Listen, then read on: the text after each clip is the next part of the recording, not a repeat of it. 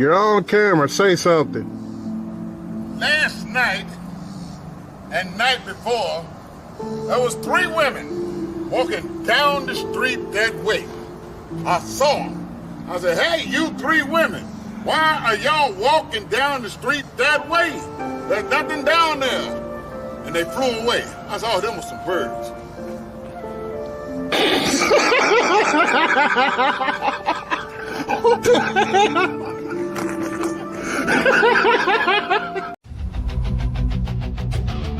My brother, I promise we're enough.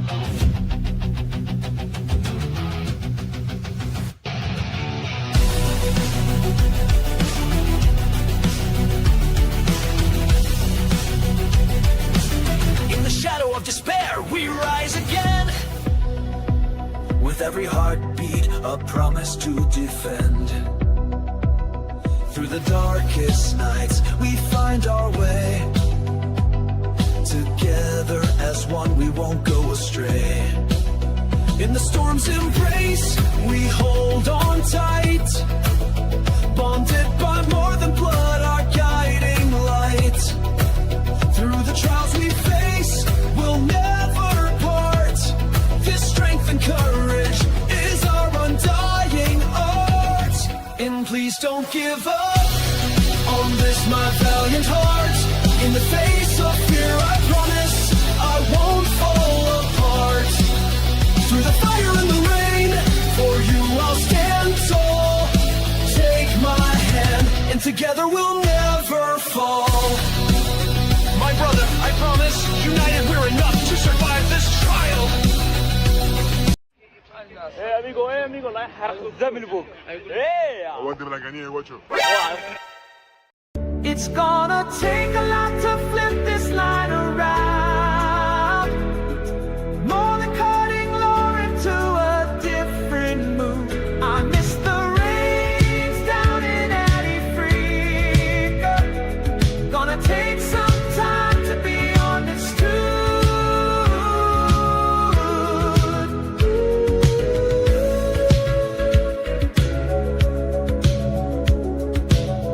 We remember the it's your voice.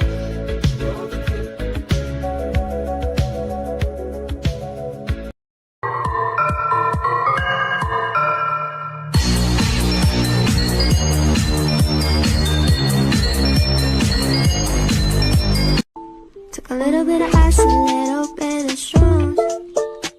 Did that? VIP 房同卡拉 OK， 咁抵食，全天供應添。乳鴿都只係16蚊9毫9。千里小炒王有4間。 People, I need to show you something here. Why I married the best woman in the whole world. She made a giant metal T-Rex. She welded this shit. Her name is Regina, by the way. Look at this. I mean, look. Look at the detail. Look at the eye. Look at how beautiful that is. This thing's like 6 feet tall. My wife welded a giant metal Tyrannosaurus Rex. If I had known that one day I would marry a woman who could weld a giant Tyrannosaurus Rex, I don't know what I would do. Like, as a kid, I just don't know how I would process that information. This is the coolest thing in the world, and my wife is the best. That's all I gotta say. That's all.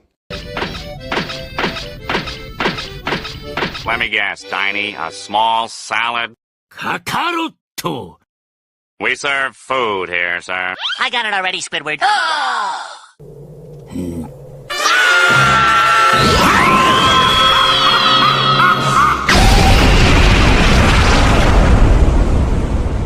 Don't beat yourself up over past mistakes.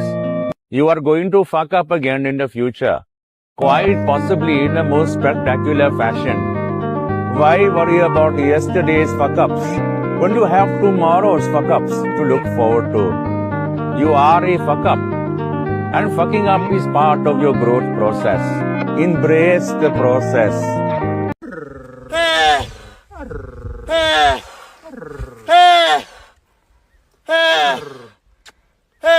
خلاص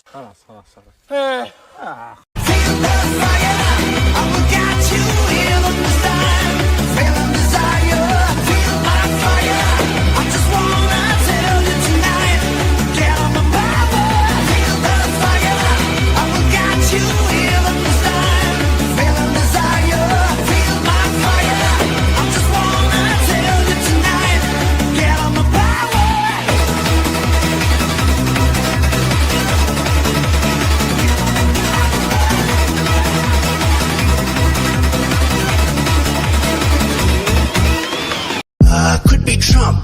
Yeah, yeah. Trump, Trump, oh yeah. Trump, could be Trump. Yeah, yeah. Trump, Trump, oh yeah. Trump, could be Trump. Yeah, yeah. Trump, Trump, oh yeah. Trump, could be Trump. Yeah, yeah. Trump, Trump, oh yeah. Trump, could be Trump. Yeah, yeah. Trump, Trump, oh yeah. Trump, could be Trump. Yeah, yeah. Trump, Trump, oh yeah. Trump, could be Trump. Yeah, yeah. Trump, Trump, oh yeah. Trump, could be Trump. Yeah, yeah. Trump, Trump, oh yeah. Trump,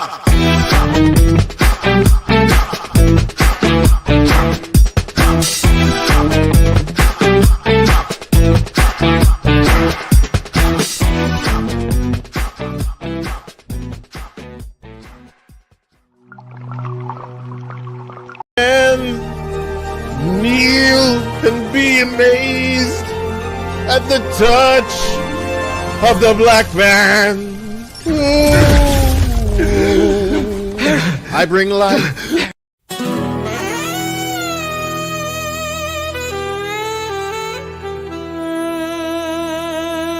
Mama, we must run. The Wendigo Yakuza are here. We'll be okay. We're not alone. Where did we park for that? Cider took it to deliver those flowers.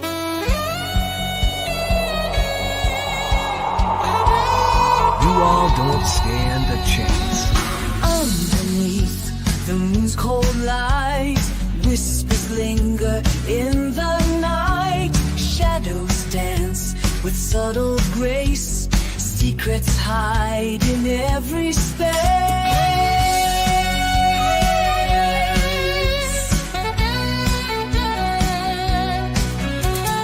Velvet skies and sapphire dreams. Cities pulse, electric beams. Lonely hearts in shadowed bars. Fading tales beneath the stars.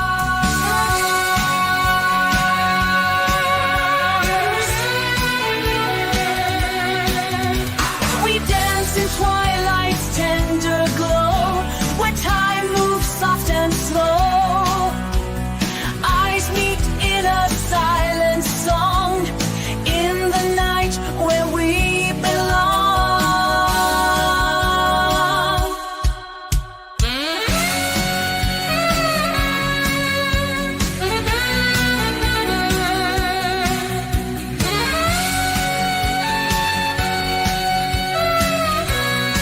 Well, I'll tell you what, there are some people who can take a joke and some people who can live with a joke, and apparently GameStop is both of those people, and I'd like to thank the lovely Miss Nerdigans for bringing this to our attention today. Hi, I found this like right before we went live, and I was dying, and the first thing I thought of was Office Space with the stapler, because Exactly. it's a red stapler.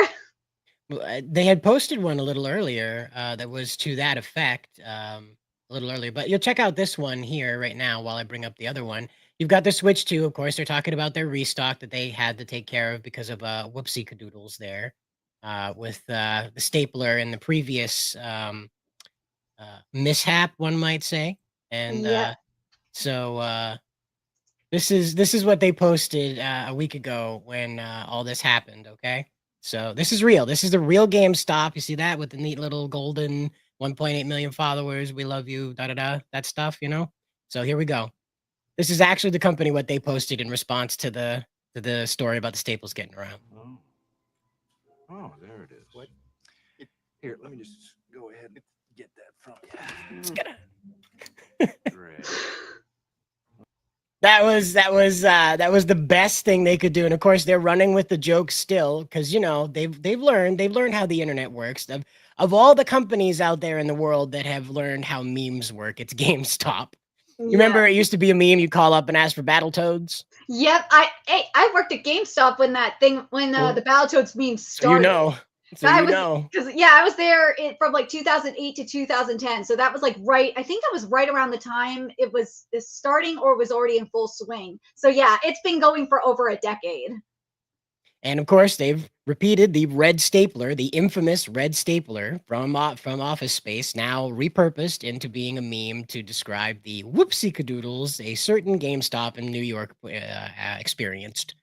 And I love that says "Do not use on box." Yeah, that just nice, bold Sharpie font. You know, do not use on box. You know, the bottom side of it says "or you're fired." You know. But we do have Sakura Mita in the chat saying, hello, everyone. Hello to you, too. We have Leslie Tarkin saying, hail to all you lovely people. We have Hibozo saying, good evening. That means something different here.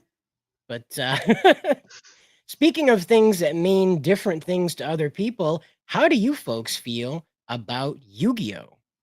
That's right. We have a new Yu-Gi-Oh along with the new Ronin Warriors. Apparently, we're going back to the early 90s again. Can't get enough of the early 90s. Well, and I posted in the chat too, Toei is taking us back to the 90s and 2000s as well. They're actually That's not doing Yugi. No. What is this? That's not Yugi. That's not a teenage No. boy in high school attempting to thwart two multi-billionaires. No. Oh, we should probably not play the music. Sorry. Yeah, it's all good. Again, that's not Yugi. These are not high school students. This is not an academy dedicated to card games. What am I looking at? Or motorcycles. It's not card games on motorcycles either. This is wrong. I'm looking at two women in armor. I already don't like this. So you Yu-Gi-Oh in armor? Is that what you do now? Yu-Gi-Oh! You do the Yu-Gi-Oh! Card games in suits of armor, guys. Card games in suits of armor. This dude's like, no, bitches. I told you, no bitches. Get out of here. You can't be here. No girls allowed. I love this. This is great. Like, that could be a meme. That's a meme right there. That is an instant meme right there. No bitches. Oh, I love it. He's gonna summon the guy. Oh no. Where is the Yu-Gi-Oh part? I think we're. You sure this is Yu-Gi-Oh? Yeah, that's what it said. It was Yu-Gi-Oh, and there's Konami there too. So yeah, it is Yu-Gi-Oh. It's like Fate. It's Fate Stay Night meets Yu-Gi-Oh. That's what it's giving.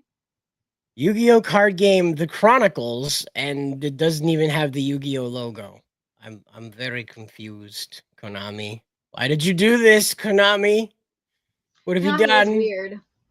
Well, first of all, I just don't understand. You know, I don't understand what this has to do with any of the Yu-Gi-Oh stuff. It's sort of like that time that what was that other company? It's like when all those corporations that have nothing to do with each other start posting about each other's products because they're friends.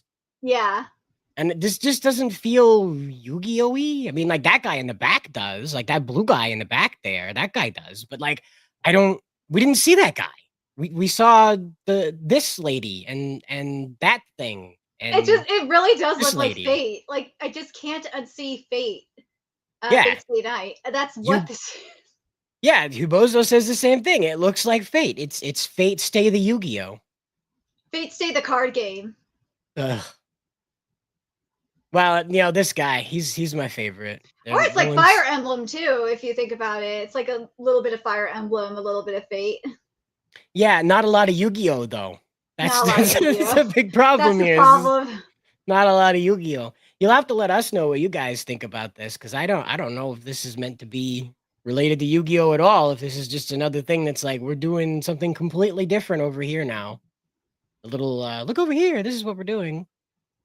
Speaking of look over here and see what we're doing, the Facebook's back at it again, misrepresenting, mislabeling media on its platform. It says here. Before we get into this, I do want to give a little background here. This is something that's been going on for a long time. Facebook and Instagram do this. Is that for some reason, and it's kind of like Visa and MasterCard, if you think about it too, is that they attack drawings. They do. They are more protective of drawings than they are of actual real life people. Like Facebook and Instagram, especially Instagram, you have the Insta thoughts. Half naked, sometimes fully naked. and it's also on Twitch too. You can kind of relate this to. And on Instagram, I think Facebook did it too. I can't remember. Instagram took it a step further and said classic works of art are considered porn. And someone from Europe had to fight Instagram Like to on a prove that it volcano wasn't rim? porn. What? They had to fight like on a volcano rim?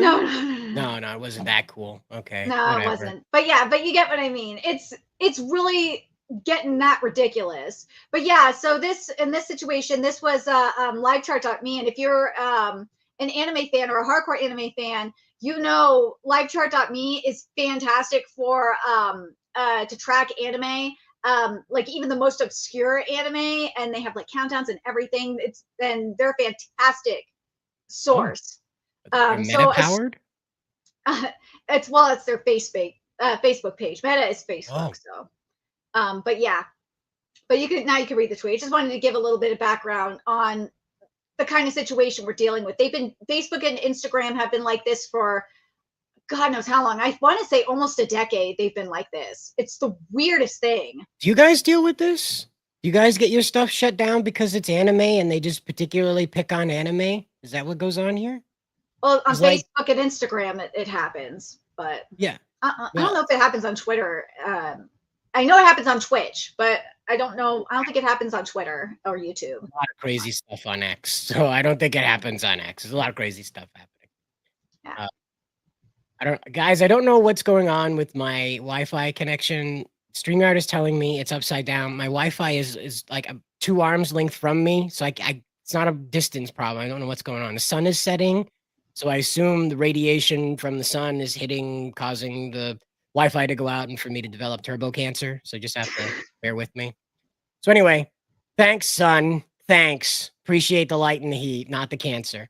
Anyway, Anime News by Air has this to say. It says, sorry to go off topic, but we'd like to raise an issue affecting an Air collaborator on another platform. Early this morning, Meta removed one of our collaborators, livechart.me, their Facebook news post from May 2024, the post citing that the post may show children in a way we can't say on YouTube and associated with those words. So it says right here, the only image on that post was the following teaser visual for Nina and the Starry Bride. As a result, our collaborator's Facebook page and account were restricted, and the page cannot be monetized, the page cannot be edited, the page cannot post anything, text or images. The page is at risk of being unpublished. Facebook's built-in functionality to request a review does not work on the flag post and only leads to an error dialog. Joel Kaplan has publicly committed to reducing mistakes in content policy enforcement, but when the mistake carries the serious weight of ramifications of CSAM, this is child sexual abuse material, there should be a human review involved in the process. And so, again, this is what the image was that was labeled dangerous. And again, this is not too dissimilar to how love triangles are shown in a lot of shoujo manga covers. That's how it goes. Yeah, and shoujo and what's the other one I was thinking of too? Crap, I can't remember off the top of my head. But yeah, you see this a lot in shoujo, and you see this sometimes. You'll see it in shonen series as well that have harems like this, or an isekai series too.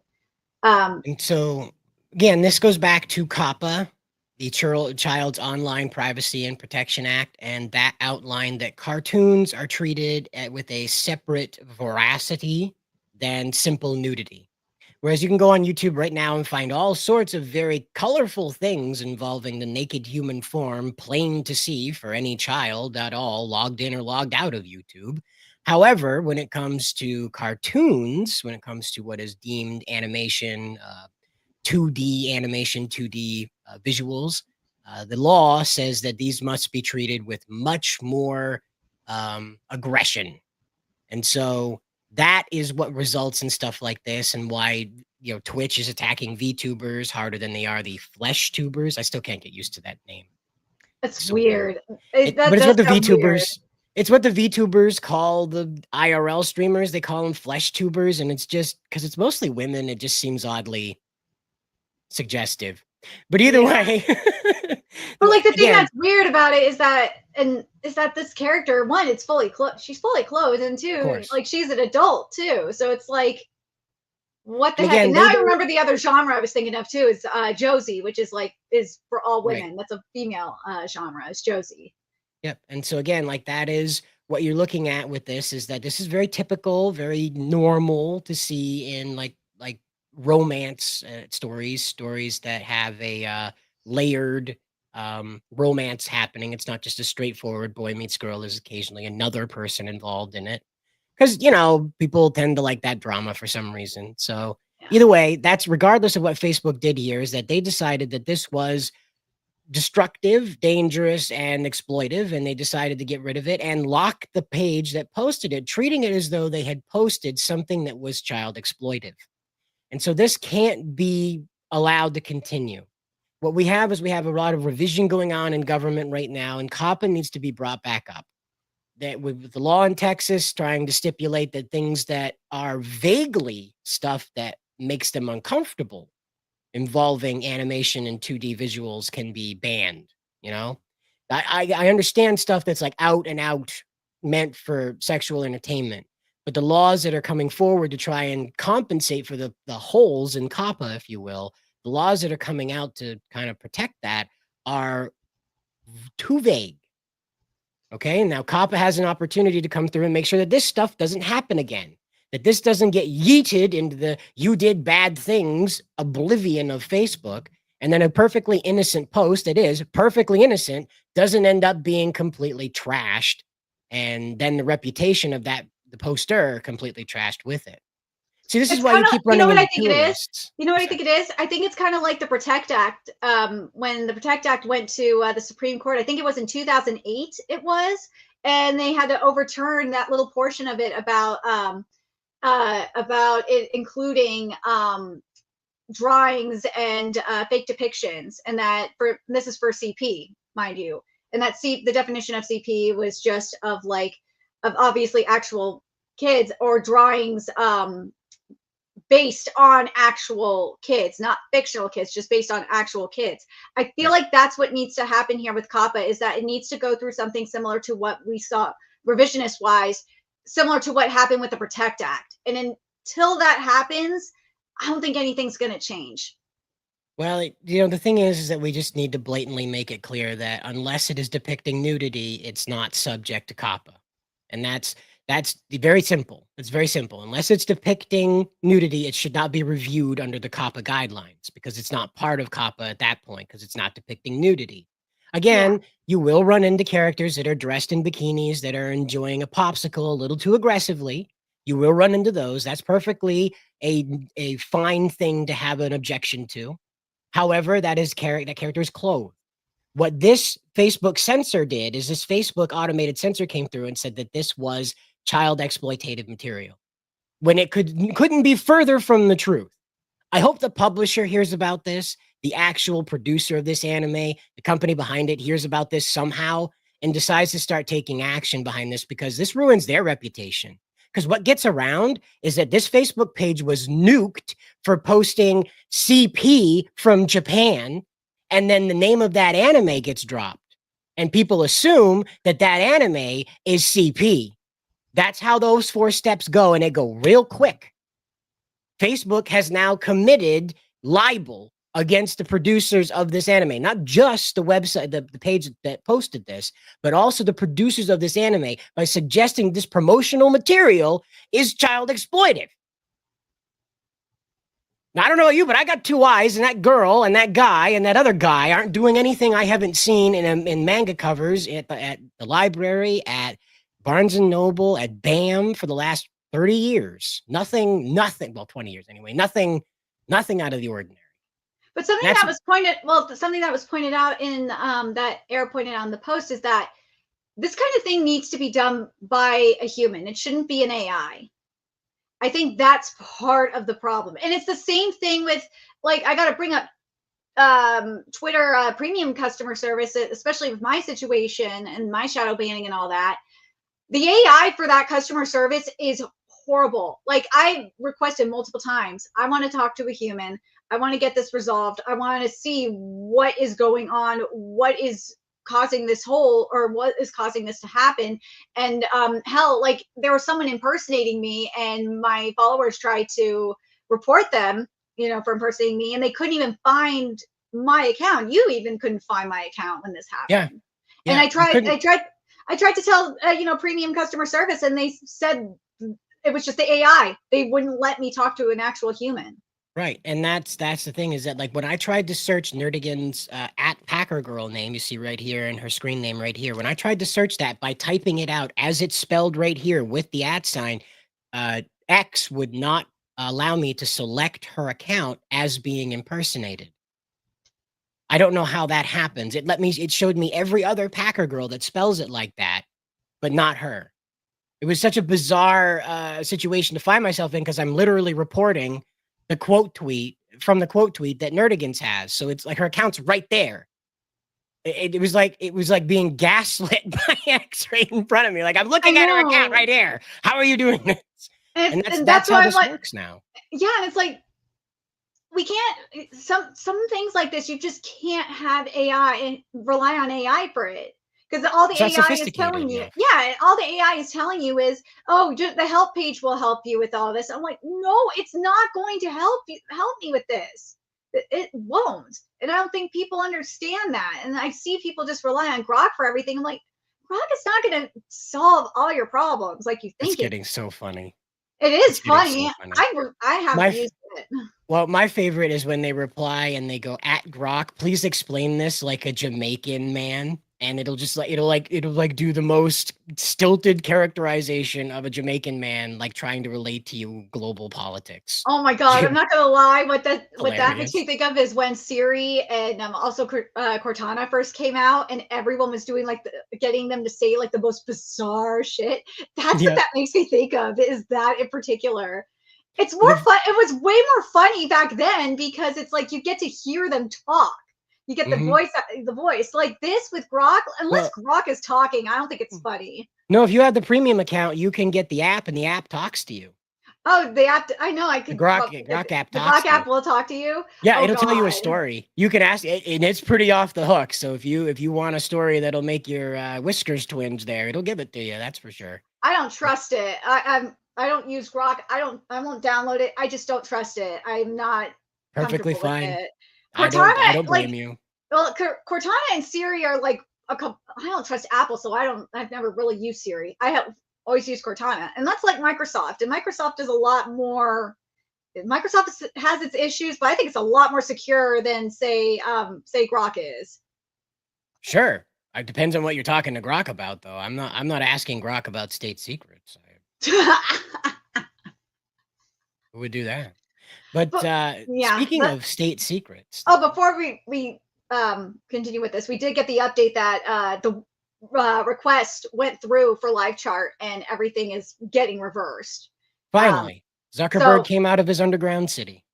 But yeah, the issue is appearing to be mostly resolved with restrictions gradually being lifted and privileges gradually being restored. It just goes to show you that, like, because what Air did was they quote tweeted the actual person, which is Joel Kaplan, is the chief global affairs officer for Facebook, / Meta. Okay. So it goes to show you like the power of social media. You just gotta tweet or tag the right people, and things can get done. We gotta get the attention. Attack is a very forward word right now. Let's be careful. I said tag. I didn't say attack. Tag. I said tag. Sorry, it sounded like attack, and I was like, oh, okay, maybe we don't. Yeah, I didn't say attack. I said tag. You just gotta tag the right people, so that way they actually see it. Like you just can't say like or just use like the meta tag because it's just meta. They're not gonna give a fuck. But if you tag like the actual person that can actually get something done and get enough people to pay attention to see it and ask what is going on, then something will get done. Don't use Grok to find the employees of X and at them on X to get your Don't do that. problem solved. Don't do Don't do that, that. because that wouldn't be a paragon thing to do, and certainly not something that Grok itself tells you to do when you're trying to find answers. Don't do that. No, I wouldn't do that. I don't do that stuff. I actually use like Google and Bing still for that kind of thing. Either that or like use the search engine for Twitter. And you No, could, Grok's very happy to tell you all of it. He's like, oh, here's all their X accounts and their last posts. Like, oh, cool. Now I know where they are. I actually like finding it myself though, because because otherwise it's kind of lazy to just hear rely on that? Grok to find it. Nerdigans is a huntress, a I'm a data huntress. huntress. I am. I mean, how do you think I find all these live streams? Oh God, I've been traumatized by them. I swear. Anyways. Speaking of traumatizing, we are at the end of My Hero Academia, only to come to the most lackluster and dull ending to a franchise you'll probably ever run into. This is the trailer to it. We're not going to play the audio, obviously. We're still probably going to get nailed for this, but oh well. It looks really nice. I'm not going to lie. Wow, it is the final season of probably the world's 4th most popular anime right now. Yeah, I would say the thing that, and I was covering Vigilantes on my Patreon earlier today, and I was thinking about it, and a lot of the stuff that Bones is doing in Vigilantes is I really wish they would have done in My Hero Academia, and that is like the comic book effects and stuff like that, because I think that My Hero Academia's anime would have been even cooler if we would have gotten to see more of like the comic book style art and animation here. Well, even Hibozo agrees that, it could have had some more oomph to it. And you're right that those comic book effects probably could have been more pronounced here as well. Like especially with Deku's strikes when he connects his punches. Like one of my favorite ones when he was against Fleck, the reflecting guy that had the reflecting quirk. That was like one of the best like representations of that comic book effect, despite it not existing in the manga. It was one of the best representations because it was just ridiculous visuals. It was just Deku standing there waving his fist back and forth, and then this guy gets shot out of the stadium, out of the Citadel, wherever they are. It looked like a geofront, it gets shot out of there. And it was one of the best like representations of that ridiculous superhero finisher stuff that you see in the comic books. And they just, for some reason, want to lean away from it and try to do, I don't know, like this weird quasi Inuyasha thing that they keep doing. Vigilantes, it's the opposite. Vigilantes is really leaning into the comic book art style, which I really appreciate. Yeah, and the lead character there, the Knuckle Duster, he's pretty loose cannon. Calls himself Daddy. That's a little weird. That's his. Knuckle Duster is a father, and that's Tamo is his daughter. So I only saw the clip where he's just saying, "Don't worry, Daddy's here now," and I'm like, "Okay, it's that kind of show." No, because he's saying that because he's going to save his daughter. He's saving his daughter who's possessed by a hive of triggered lace bees. So it's a literal hive. You'll see it next week in next week's episode. Well, I love it. I love that manga so much. This trailer is heavily focusing on All Might and All for One rather. Their final fight. It looks really good. One of the things that annoyed me about All Might's final suit is he was like, "It's Class 1A in a suitcase. Get it? It's Iron Man, but with all the Avengers powers." And it's like, Horikoshi, just write a letter to Marvel and ask them very kindly to let you write Marvel for a couple of years. You don't even have to really ask.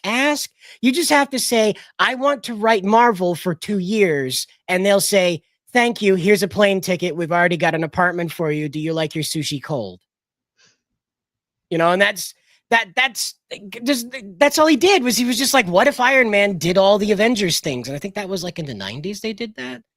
And that's what All Might's suit is. It's just Class 1A. I mean, to be Class 1B, it must suck.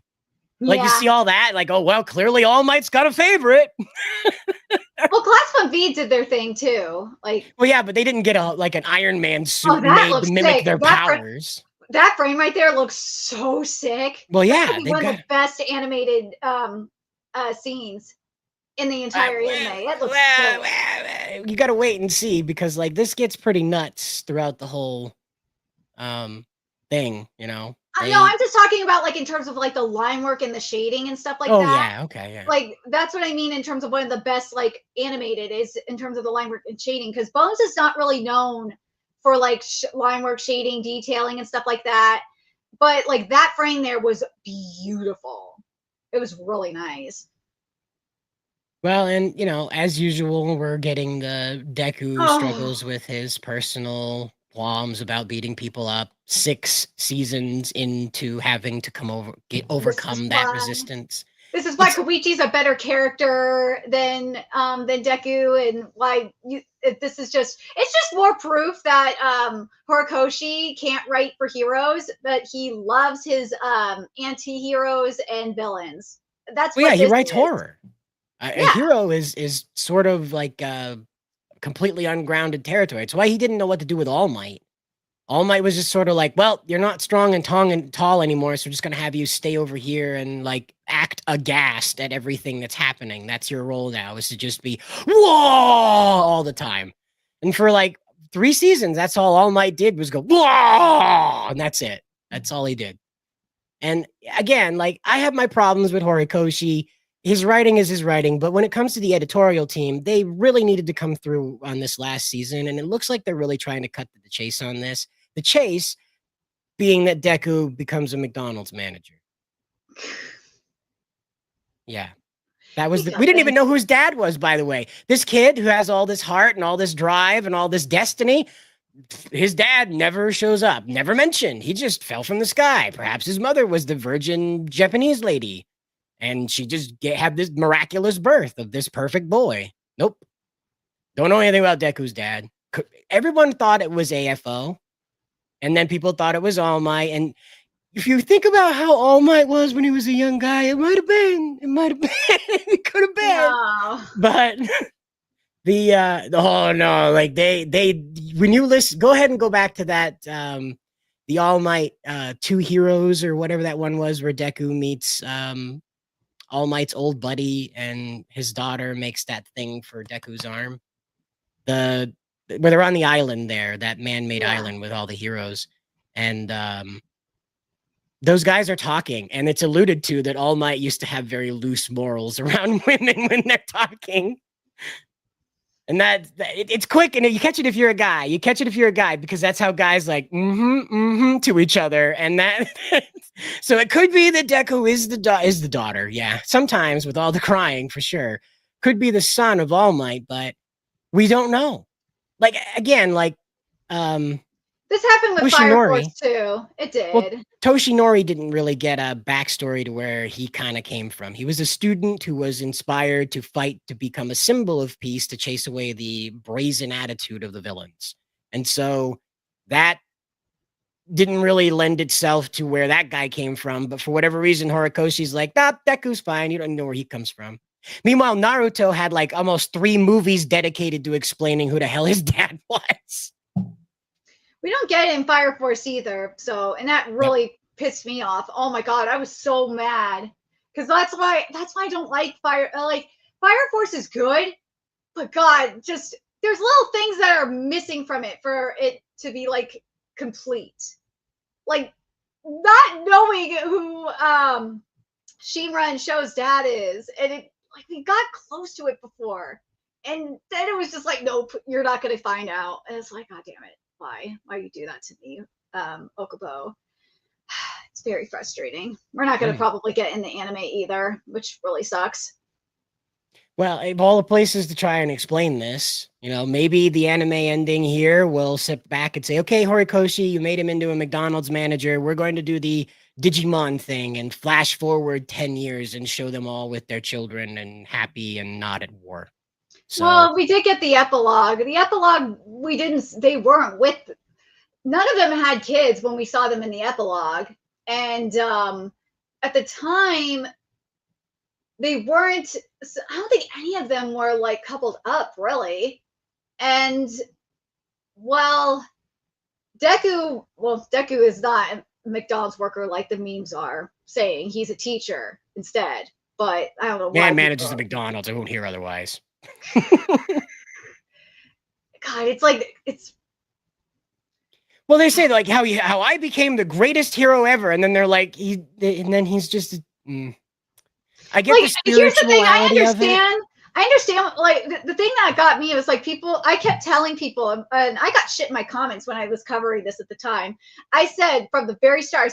I said that Deku is going to lose his quirk. There's going to be like a neutralization of it all for one and one for all. That's just how it's going to be.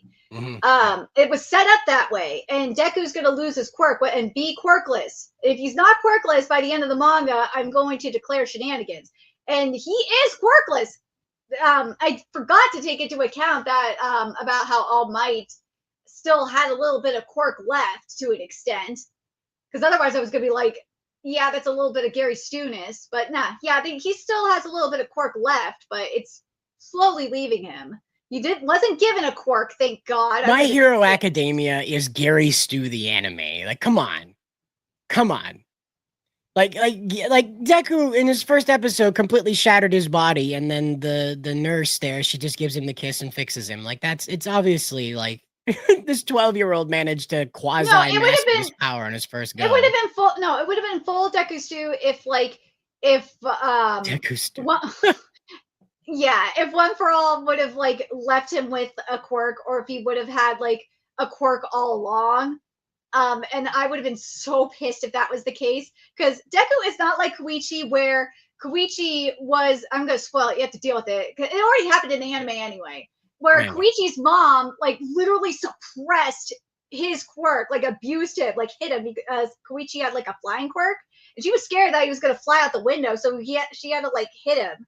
So that way he didn't fly. And as the series goes, you're going to see in the anime, I saw it in the manga, obviously, he's going to gain more and more abilities. And that's why Furuhashi is just a better writer in terms of hero writing, because Koichi, this is why a lot of Vigilantes fans say this too, is that Koichi is what Deku wishes he could be in terms of a character, where he's kind of earning the quirks more and more. Like they were suppressed, and he's earning his own quirks more and more. Whereas like with Deku, it's kind of given. Yeah, there's still people that shit was so funny. Oh, that shit is so funny. Fulfill their Fujo fantasy. Yep, that's forever though. I mean, you're gonna run into that forever. Horikoshi flirted with that too. You know, he deliberately wrote into that often. You know, and that was the whole reason why Grape-Headed Guy was made into that, because the editors wouldn't let them go with a full-on pairing. You know that. Yeah. Because they weren't going to let My Hero Academia, at the time, the most popular manga and anime in Japan at the time, turn into a boy love story. No. So they're not going to let that happen. And that's... This ultimately is kind of like what Horikoshi got pinned between, though, is that he loves these Western audiences, and then on the other end, he just can't seem to tear himself away from this desire to strip Deku of purpose. I mean, you say him ending without a quirk is kind of a steal, but, you know, in my opinion, I thought he was just going to end the world of heroes. Like, that was Deku, that was All for One's final... One for All, rather. That was One for All's final gift to the world. Was that it erased like quirks. You know, like it was like an atomic bomb that went off, like an energy bomb that went off out of Deku and I forgot his name now. And the bad guy meeting together. Shigaraki. Yeah, Shigaraki completing the equation to restart everything. No, I didn't think it was going to be like that. I didn't. Here's the thing though, with Deku being quirkless, he even if he was quirkless, well, he's obviously quirkless, Deku was still going to have a purpose, because remember, he gathered data he was all about like gathering data about quirks and stuff like that, and helping people improve on their skills based on their quirks. And he was going to be a teacher or a counselor regardless whether he had his quirk or not. That's how I kind of saw it. Sure. When they were explaining AFO's backstory and One for All's backstory, I figured that was because of the war, because that's when all this got started, was the war. Yeah. And so I figured that would be the end result of what the little brother's intention was that the quirks destroyed everything for them. he grew up in a world of chaos and strife and murder and destruction, mostly at the hands of his brother. Yeah. And I would figure that was his final end, was like, we'll just destroy the ability to have quirks. Then there won't be This ever isn't be gonna- another one of you. So This isn't Fire Force. This ain't no Fire Force where everyone's giving up their power. well, and that's just it, is that like it has the ability to spin off into other stories, and I guess that's kind of the intention, is that had they ended it that way, the world kind of would have been cut off. And this way they can do vigilantes and whatever video game Vigilantes is a series they want to prequel. do. Vigilantes is a prequel. Well, that's what I mean, is that like there's no predestined end to the story. So you can tell these characters' stories, like Knuckle Duster's story being a regular guy and leading these quirk people who then grow up to be adults in a world that continues to be hero driven. I know, I'm saying it's this Yes. Vigilantes takes place before My Hero Academia, so even if Correct. you had the ending that you were saying, it wouldn't have even mattered. But the thing is, though, with what you're saying in terms of like the like a full-on quirk neutralization, even if that did happen, if you look at Fire Force is a prequel to Soul Eater, so you could still have a story. You could have a sequel still if you wanted to do it. Okubo managed to do it. He did it like I don't even know if he did it intentionally or if it was just a happy accident.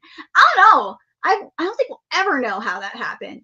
But yeah, it is it's a prequel to Soul Eater.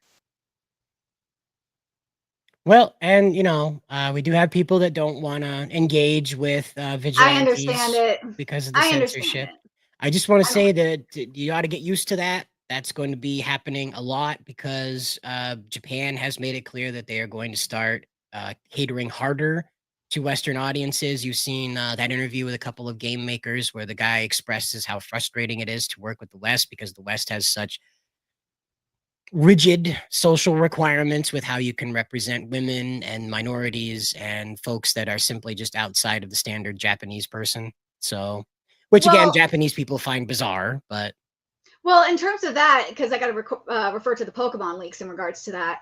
It's more so the ESRB, but I want to say it's more towards Europe, if anything, because Nintendo of Europe is way stricter than the ESRB. You thought the ESRB was bad. No, like the racial quota stuff from what we saw in those leaks, it was more like Nintendo of Europe's dictating that, which I thought was really interesting. And they think everything is a Nazi symbol. It was weird. Like they even said that Pikachu was a Nazi. Like that's how weird Nintendo of Europe is. well, again, they try to make a reason for their department to exist. So, and again, we find that over here with the kind of censorship that we require, like how Sanji wasn't allowed to have a cigarette. He had to have a lollipop addiction. And how Rouge had to have weird no cleavage boobs because, boobs aren't real. We can't let kids think they are, I guess. It's very strange. But we do have the trailer, not the tattoo. That's a weird statement. We have the trailer for season 2 of Sakamoto Days. And season 1 was a bit rocky. Fans didn't like how inconsistent it was and how just different from their expectations it was. So here's hoping that season 2 manages to, win a bingo here. So what this arc is the JCC transfer exam arc, which is a very, very pivotal arc in the manga. And yeah, it's not going to live up to the standards that the fans want. If the art actually looked like Suzuki's like characters, I think people would feel a little bit better. Rion actually looks good.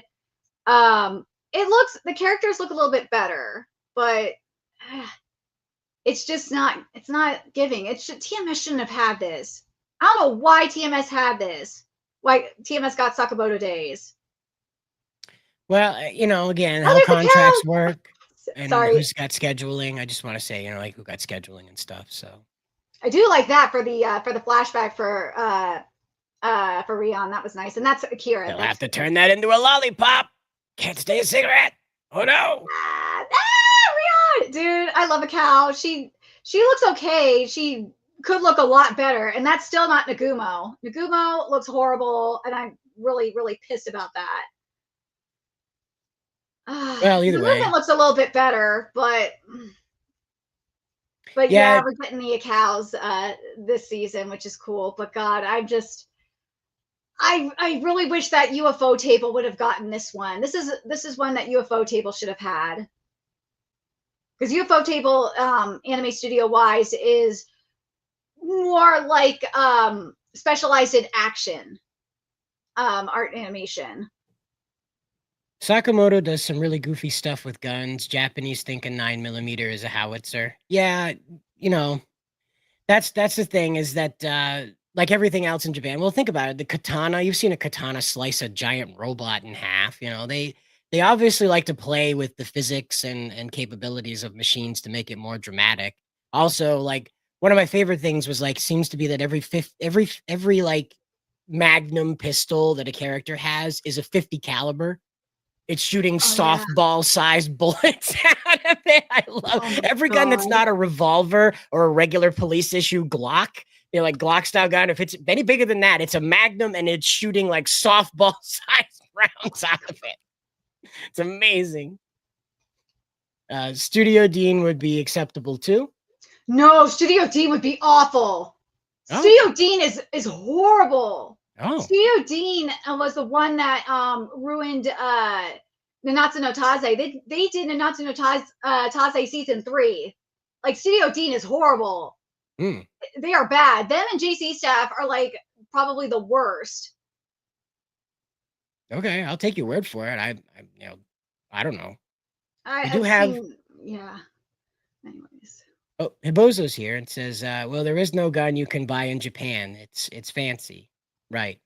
And that's true. I mean, like you know, you have to be in a certain scenario in order to handle a weapon in Japan like that, firearm. So it's not like the average mangaka, the average Japanese animator has any idea what recoil is, you know? And that's perfectly fine. It makes guns look cool. And we want guns to look cool, especially as Americans. That's our thing.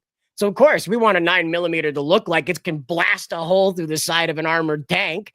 Absolutely, we want that to look like that. That's cool.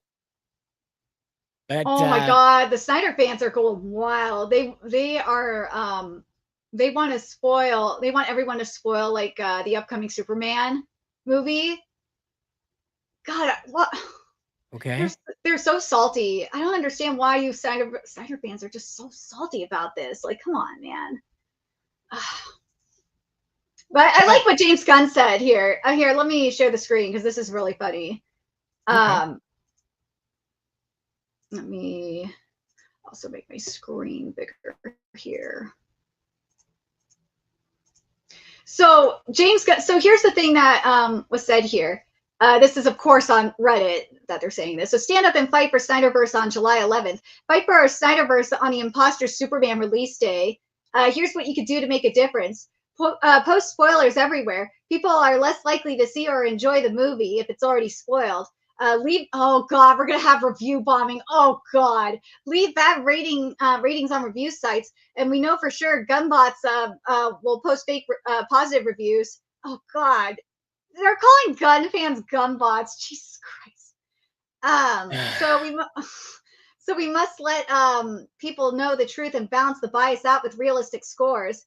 And then there's this 3 reserve tickets online, but don't complete the purchase. By selecting and reserving tickets, it gets taken out of the pool for a period of time, which means this has a chance of stopping gunbots from buying tickets. Gunn fired the first shot and killed the Snyderverse, and here's our chance to take the fight back to him. And James Gunn is so unbothered by this.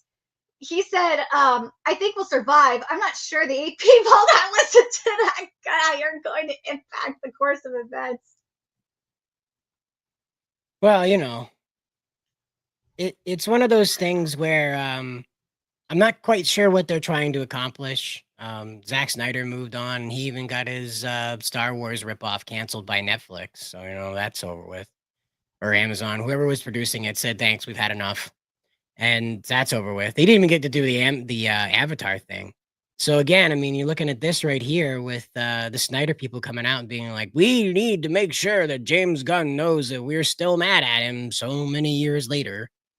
And to tell you the truth, I'm not going to go in person to see the Superman movie. I'm not that interested. You know, you can if you want to. I absolutely endorse you guys to go and do whatever you'd like to do with your movie going time, but I'm not, you know, beating down the door to see anything about this. And I feel bad that Snyder fans are letting this movie rule their mind.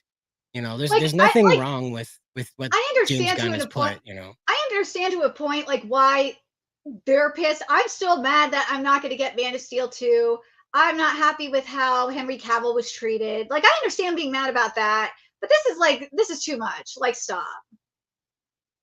Well, you know, most people who are longtime comic book fans don't like James Gunn or Snyder's vision for the character.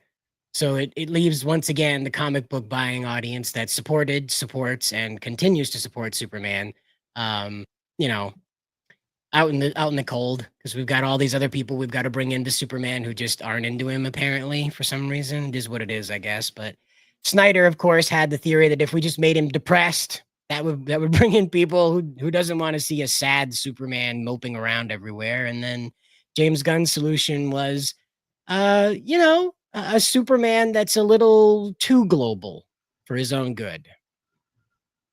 But that's the problem nowadays is, and it was like this a while ago when Snyder did this too, is like people want for some reason Hollywood thinks, and this is why it's there's the stigma against animation and animated movies, is that live action and serious is like the only way to go, and it frustrates me to no end. You gotta have a balance of like lightheartedness in all that darkness. Otherwise, it's just gonna bring you down. Well, they don't. Be fun. They believe that you can't take animation seriously. So, as prominent and prestige filmmakers, these people that went to college and got their accolades, and Steven Spielberg said something nice about them in a wedding book once, and that's how they approach this stuff with Superman, with all this stuff, is that they see it as like, ah, yes, this is that plebeian material, yes, that keeps the commoners entertained, so far below me. I will uplift it with my media literacy. And that's what they do, is they bring in a whole bunch of stuff that has absolutely nothing to do with the adventures of the character, and they deliver that. You want to know why How to Train Your Dragon is doing kind of sort of all right? It's just shot for shot remake of the DreamWorks movie. But it's not completely shot for shot. Is that they did the diversity bullshit to explain like all the race swaps. And again, like it's meant to like be 99% of the movie is what I'm trying to get at, and that's why that one's doing so well, kind of sort of well. It's not breaking box office records, but it's doing it beats like the original movie's box office. Right. What I heard. By comparison, though, is what I'm saying. It's not doing Spider-Man No Way Home numbers. You know, yeah. That's what I'm trying to say. And so that's what we're dealing with, is that like people are rewarding the effort of creating a live action version of the movie that they liked, not a live action fan fiction of the movie that they liked. And that's kind of what we're going to hopefully see Hollywood start to adopt as they see the successes of these movies that are closer and closer to the original source material. James Gunn, I guarantee you, is really upset right now with how things are playing out in the news, because I'm fairly certain he did not predict this stuff when he put together his Superman movie. So now he has a Superman that's interfering with a conflict the US government doesn't want to be involved with. That's a little weird. And then you know where Superman comes from. Getting weirder. Yeah. And that, again, like now he doesn't say truth, justice, in the American way again. They went and dodged it like they did with Superman Returns and didn't even mention it in the Snyderverse. So you have truth, justice, and the human way now. And I don't know about you, but the human way is starting to suck really loud. There's a lot of sucky human things happening right now. And that's just, James Gunn must be kicking himself in the ass after putting all this stuff in the movie, thinking, I'm so clever, creating a global Superman, and then boom. Just everything that could make that a hard sell showed up at once. Amazing. Yeah. But we do have good news on the horizon, things that don't make your skin stand on end. And that is Studio Trigger coming back with more of Panty and Stocking. Sorry, and Garter. Yes, and I and I double checked the website, and I got confirmation that for sure there's going to be an uncensored version. There's two versions, a censored version and an uncensored version. So I don't know how it's going to work stateside, because what will have to happen is for the streaming platforms, they have to specifically license the uncensored version, because otherwise they're getting they're licensing the main censored version.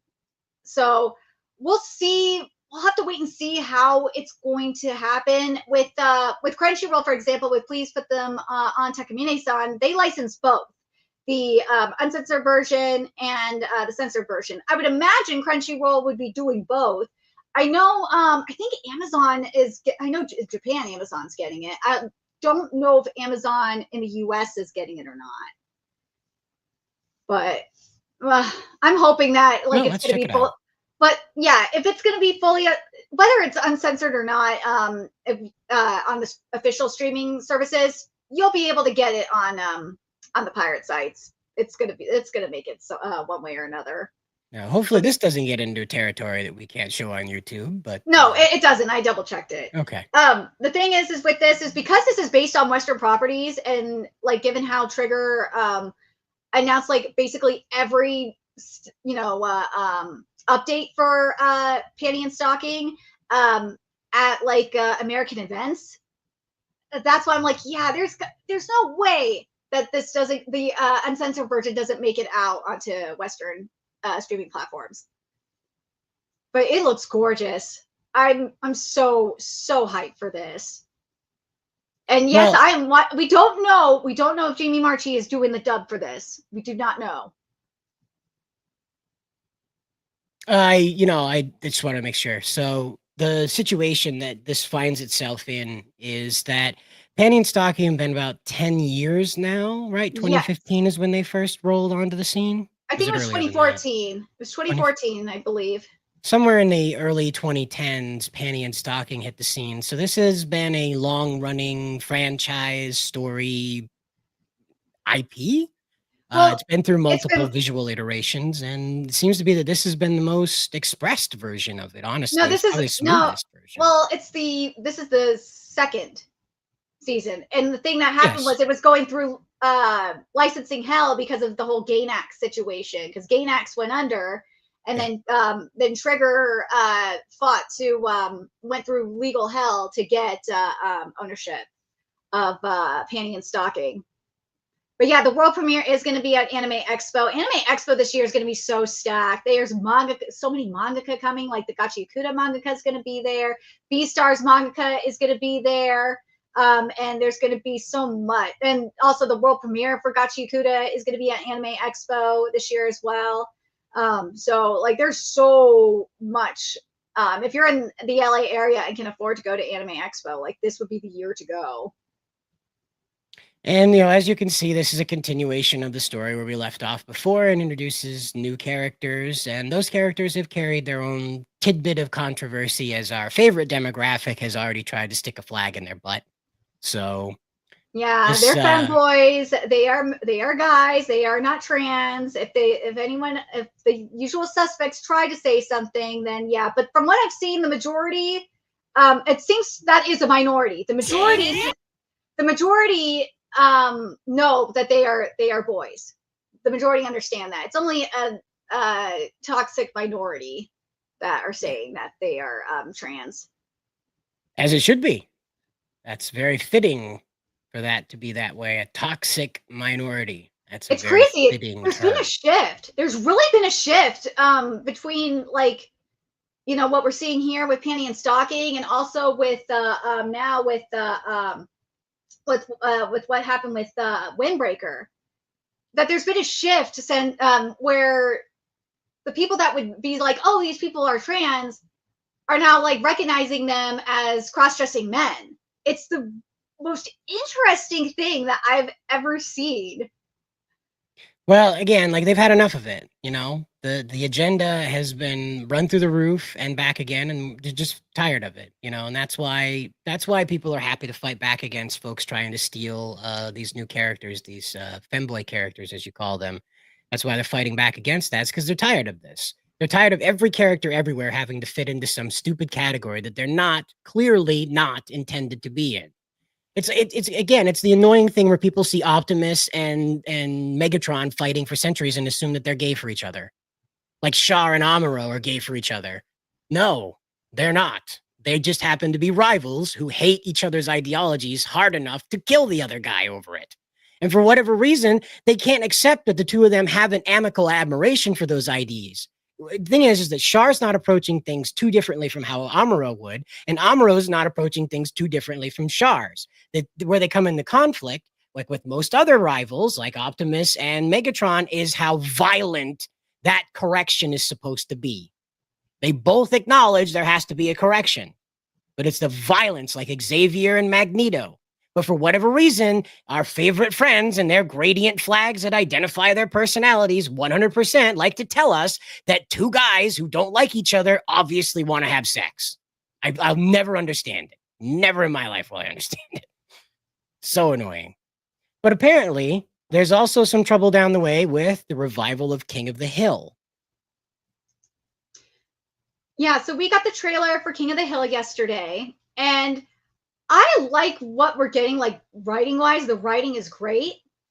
And from what I'm seeing with the for the animation, they changed the animation to in-house. So that's why the animation looks a little bit different. Let me pull up the tweet that I had for this. Yeah, and again, like from 90s, early 2000s animation, obviously newer animation is going to look different because it is mostly, if not entirely, put up on a computer. Whereas before it was 2D hand-drawn in a studio in Korea before. And so things are obviously going to look a little different. But here's where it's a little bit different. They said what one person said was that Film Roman used to do pre-production, and now it's being done in-house in that 20th century animation. That's something that's like unheard of. You don't really see that anymore. But the pre-production is crucial for things like animation, timing, animatics, storyboarding, and consistency throughout the show. And without them, this all kind of feels a bit like a bad copy. And again, I mean, like, I'm not sure who out there was like at the edge of their seat waiting for a King of the Hill revival. I'm not really sure anybody was left with any questions about good old Hank Hill and Arlington or Arlen, Texas. You know, what was going to happen with that place, you know, and what the fate of propane sales was for the greater part of Central Texas. So I don't think too many people had questions about that. And now, of course, the studios, at the end of their ability to generate anything new, have decided to come back to Mike Judge and say, hey, can you do Beavis and Butthead and King of the Hill all over again and pretend like nothing happened? And, well, King of the Hill is a sequel. sequel. It's not a reboot. It's a sequel. Well, so was Beavis and Butthead. They were like middle-aged guys that had bombed out. Like Butthead was, Butthead was to the point where he had to have Beavis come and like assist him in living because he couldn't take care of himself anymore. And he was like paid by the state to take care of him. It was hilarious. And of course, now Bobby is Diners, Drive-In, and Dives guy. Guy Fieri, apparently. Yeah, that's what people were saying. That they were saying that Bobby looked like Guy Fieri. But the people like in the comments were like they should have gotten a older voice or a different voice actor for Bobby. But no, they brought back the original voice actor for Bobby, which I think was really nice to have. Either way, the Bobby, again, like this is a very strange decision to make. Like I'm not, obviously they got rid of Khan because of, you know, racial stereotypes. And they weren't going to perpetuate any longer. No, Khan's still there. It's just a different voice actor. The voice actor for Khan and Cotton is replacing Dale's voice actor who unfortunately passed away. But Dale's voice actor before he passed away managed to do like 4 episodes. Oh, and Spencer's here just in time to talk King of the Hill. Going on? You missed Panty and Stocking. That's okay. What's going on with that thing? With Panty and Stocking, we actually finally got to see more of what's to come in the anime, and it's not just like, you know, character profiles. We actually got to see more of what's going to be in the anime, which is really nice to see. I don't know. I don't really check out previews for things like anime, video games. Like I'll watch the announcement one, and then I kind of just wait for it to come out. But yeah, so something that I do want to read for Spencer here is what the situation is with the production real quick. I heard all that. So okay, everybody. Okay, good. So I was listening while I was getting on. I actually want to, before we continue on King of the Hill, I want to push back against that, Nerdigans, because this is you're kind of, whomever that is that's saying that, they're clearly who is your source for that statement? It was just a random guy on Twitter, right? Yeah. Okay, that's the problem. You're not listening to anybody who's actually working on the production. You're just going, some guy said this, it has to be true. Here's the problem. The pre-production moving in-house, that's not unheard of in animation. That's actually pretty standard. It's only the production, the actual animation, once you send that off to like Korea or whomever, that's where, you know, that hasn't changed. What we're looking at here is really what Cider said, where animation technology has changed so much in the last 12, 20 years since the show came off the air. Yeah, long ass time. And so we see this a lot with shows nowadays. It's this really bad flash style 3 frames of animation thing. A lot of modern cartoons use it, whether, you know, for kids or adults or whatever, and it's an unfortunate trend that is sweeping everywhere. And you can't really tag this as this is on King of the Hill, this is on Fox. This is sort of, nothing is wrong with the pre-production being moved in-house, and then this is a trend that has just wiped out everything in animation lately. Well, and you know, like I was saying, like people are bringing this back. The bringing this back was one of those kind of follows in the trend of like, we're out of ideas. Let's just redo the early 2000s and 90s again. So let's get Beavis and Butthead back. Let's get King of the Hill back. Let's see if we could dig up Daria's person. I'm surprised they haven't brought Daria back. Again. They did. They actually did that a little while ago. They did? Oh, okay. My bad. Yeah, like 10 years ago, I think. Oh, shit. She's overdue. Oh, yeah. So I hear what you're saying, Cider, but I also, with King, like, this is one of those situations where I'm actually okay with it. This is actually working because, one, it only came back because Mike Judge said, I will do it. They said, we will only do it if you do it. Everything we've seen from the writing is still key Mike Judge. You know, he's not leaning into anything super hyper political. He'll probably have the same center of the road conservative jokes that he had back then, because that's kind of who Hank is. So I think the thing I'm pressing on is the idea of like a remake or a continuation is never in itself a bad thing. Like we've had, Dragon Ball Super that came out, and that's generally pretty loved. And that was 20, 30 years after the fact of Dragon Ball Z. The real important thing is to look at the motivations, the, intent with the creative teams and all that sort of stuff, because if you see something that's like, we're bringing this back and it's a whole new writing team or whatever, or it's somebody who says they want to deconstruct it, that's where we can get super scared. But if it's somebody who's like, I want to come back and do a new project on something I created, I don't think there's anything inherently wrong with that. Okay. And going off of what Spencer said, like when we saw that opening sequence alone, like you could tell how much love Mike Judge put into this project. Because he put in so much detail in like the time skip, so like we as the fans could see what happened during from the end of the series to like now. So I really appreciate what he's doing. Yeah, I see what you're saying. Yeah, for sure. Yeah, no, I think this is going to be good. Like I actually think, animation aside, because it does look like shit, it's going to be I'm probably going to laugh super hard at pretty much every episode. So from that reboot, revival, revisit, whatever you want to call it, we're off to another revival, revisit, possibly reboot. Not quite sure. Dude, I'm pretty excited for. I'm pretty excited for this one. So, along with Gundam getting a rethinking, appears that Ronin Warriors will be returning with a bit different attitude to it than what was originally presented back in the 80s, but nothing dramatic.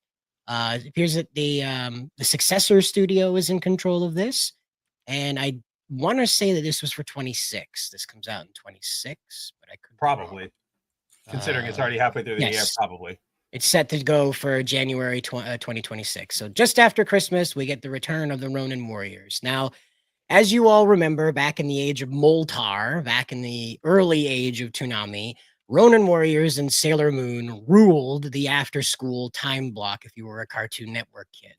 And this show was quite possibly the most badass thing your 12-year-old brain had ever seen. And so its revival, much like Gundam, carries a lot of expectations. And what I can truly hope for. No, come on, man. This is not a Gundam. I see what you're It doesn't saying. have a huge thing like Gundam. No, nobody. Here's the thing. You remember this. I remember this. 89% of the people I've shared this with in Discords, on Twitter, they don't know what the hell Ronin Warrior. Nobody cares about. Like, nobody is looking at this with a Gundam level lens. Well, hopefully they don't fuck it up then. But that's that. So, I mean, what am I don't know, man. I'm not in a mood to like just randomly shit on everything when I don't know. I'm not here to. I don't have any more information about it. I just don't feel like shitting on something that we don't know anything about. That we could sit here all day and go, oh, this is going to be bad because it's new. But I'm excited to see it coming back. I'm excited to see what they do with it. And if they fuck it up, then they fuck it up. But I've seen too many people going, oh, wow, like just doing those same arguments. Wow, they're reviving something, trying to cash in on nostalgia. They're going to fuck it up. And it's like, I'm tired of it. Like that we don't have to approach every single fucking thing as if it is the death of whatever medium, of whatever IP we're engaging with. Well, here's my thing. It just depends on what IP it is. Like, if it's like an extremely old IP that hasn't been touched in like 30 or 40 years, like there's potential there, and it's good to bring that bring attention to it for like a new generation. But if it's something like, say, Moana, which came out like not too long ago, that's where it's like, yeah, but that's an entirely different conversation, Erdogan. That is an entirely that's not even related to what we're talking about. No, I'm talking about separating the two concepts. I'm separating the two concepts. I'm separating the two concepts in terms of like touching IPs or reviving IPs. That's right. What I'm talking about. I understand that, but nobody is talking about Moana 2 is not a revival of an IP. No, that's the live no, I'm talking about like a reboot or something like that. Or a live action remake or another or a new anime. Like that's what I'm talking about. Huh? They haven't done that. What do you Moana's doing a live but that's not the same thing. Like Nerdigans. What I'm talking about here isn't just making a new entry in an IP. What I'm talking about is going back, and what Cider and I are talking about is going back and touching on an IP that is ended, that is long done, right? Moana's not done. It just got its sequel. The first movie only came out less than 10 years ago. That's not the same concept of what we're talking about here. Okay. Well, and that's, like I said, like hopefully they don't screw it up. It's one of those things. It's just, there's a lot of new stuff out there, and I'd really prefer to see that stuff get a chance. But we do have a. I mean, why? But hey, like that argument, then we wouldn't have gotten Shin Kamen Rider or Shin Ultraman, right? Like that's the thing is that. I don't hate them, but had we gotten a new Ultraman and a new Kamen Rider in a movie, that probably wouldn't have killed me. But that's what I'm saying. But okay, you do get that though. Right? You are still getting new Kamen Riders and new Ultramans and new movies with them in it every single year. Sure. For Anno to go back and revisit Kamen Rider, like the OG, that's not, oh God, I don't want to see a new thing anymore. Oh God, you're just going back for nostalgia. It's like sometimes people might have a genuine story to tell with that character. I mean, we still have Superman stories. We still have Spider-Man stories. I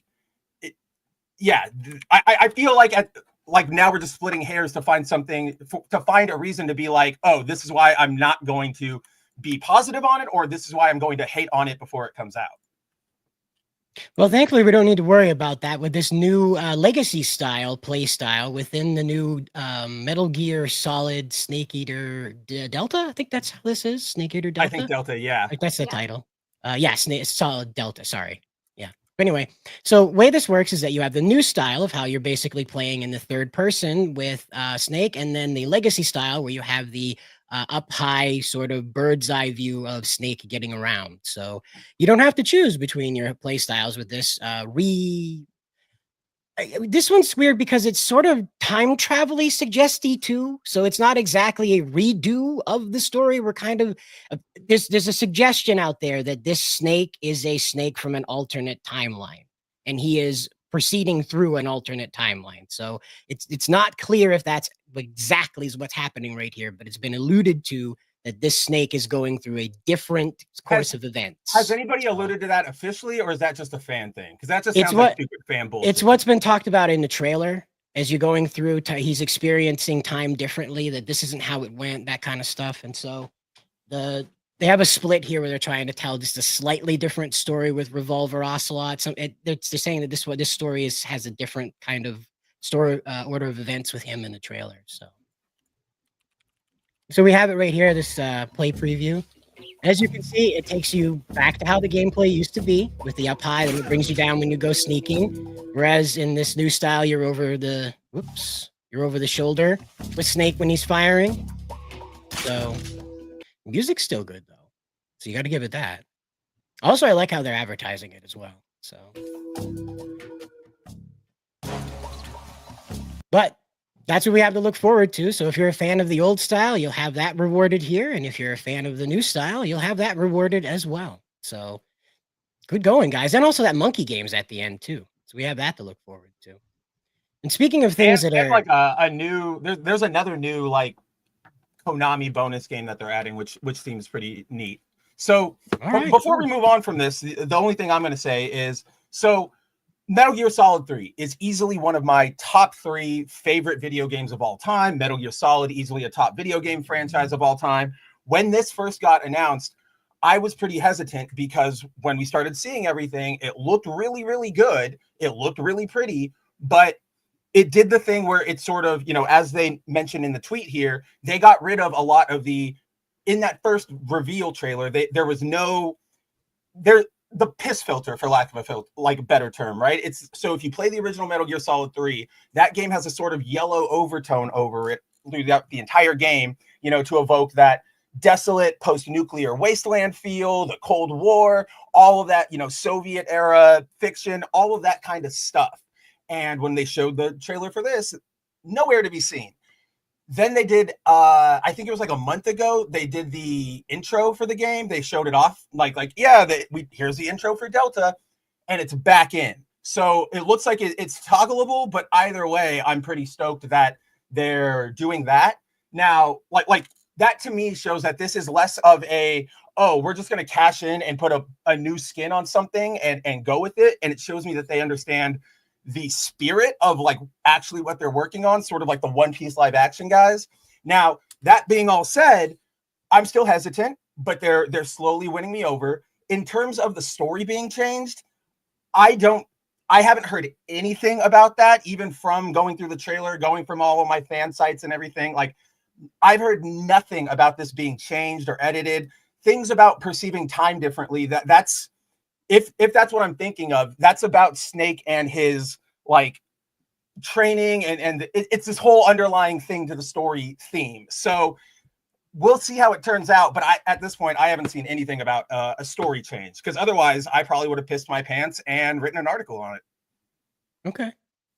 Well, we do have other news about big changes going on. Nexus Mod has apparently been sold after 24 years. So I don't know why Polygon put Burned Out Owner here. Maybe that was a self description of the situation. He said that. That's what he said. That's what he said. Yeah, he said Scott said was that he was working on Nexus mods like every day since it launched, and it was just starting to like really be a source of stress, and it was affecting his health. So he decided to make the executive decision to take a step back. And he's going to be still like active like on the Discord, but he's just not going to be like as active. He's not going to be like doing like the day-to-day activities that he was doing on the actual website. I feel really bad for him. He was doing so much. If you look at if you read the statement that that Polygon has that he put out, it's just so heartbreaking. He did so much work. Well, and again, Nexus Mod's very famous for having at least one of the most famous collections of mods in the world. So it might not be the largest mod website, but it's one of the most famous mod websites. Infamous in some circles because of how it patrols its content, but also favored by other circles because of that patrolling of the content. So it has its, mythos out in the world. So whoever purchases it is certainly going to be walking into something that's well traveled and well known. So whoever comes to own this might make changes, might not. But as it stands right now, it is being sold. So that's good news. Well, we don't know Especially who's for that buying guy. it though. Well, we don't know I who's guess I just don't give a buying it. shit. Like I at my bare, I do not care. I don't care when Nexus bans anything. I don't care that they're being bought. Like mods are hosted in 1,000,000,004 different places. If you can't find it on Nexus, you can find it somewhere else. Like Saito said, yeah, it's a big repository, but in the end, I've been on the internet since what, 1998, 99. I know how to go digging for things, and I think we have moved past that point, that era, to a point where people like me will help make all that stuff more accessible as time goes on. So yeah, everybody's like crapping their pants. Oh, well, a private business who didn't want to host some content on their site is being sold. I don't know. I don't think it's bad. Nexus. No, I'm not saying it's bad. I'm just saying, like, I don't care. Again, it's one of those things. It's internet culture sort of thing. It's kind of like when 4chan got sold. People who don't travel 4chan kind of missed it. So well, but the difference was like here's my thing with this. Where my pushback is coming from is people like Polygon or other people in our circles. They're treating it as this giant cultural shift. Look at this big bag. Go woke, go broke. They failed, and it's like no, that's not what happened here at all. And also, it's just one mod website. Like, that's the thing. So many people, there was whatever big, I don't even remember anymore. I know we covered it way back all those years ago, but whatever controversy got Nexus mods under the current firing squad. After that, people just started, Nexus came out. Oh, I think it was the Spider-Man flag stuff, right? Like they were like, we don't want to host anything that takes away the pride flags from Spider-Man. Oh, okay. Everybody crapped their pants and said, fine, you're woke, blah, blah, blah. And they said, yeah, we're just not going to host that. If you don't want to use our site, don't use it. And then people went, fine, we won't.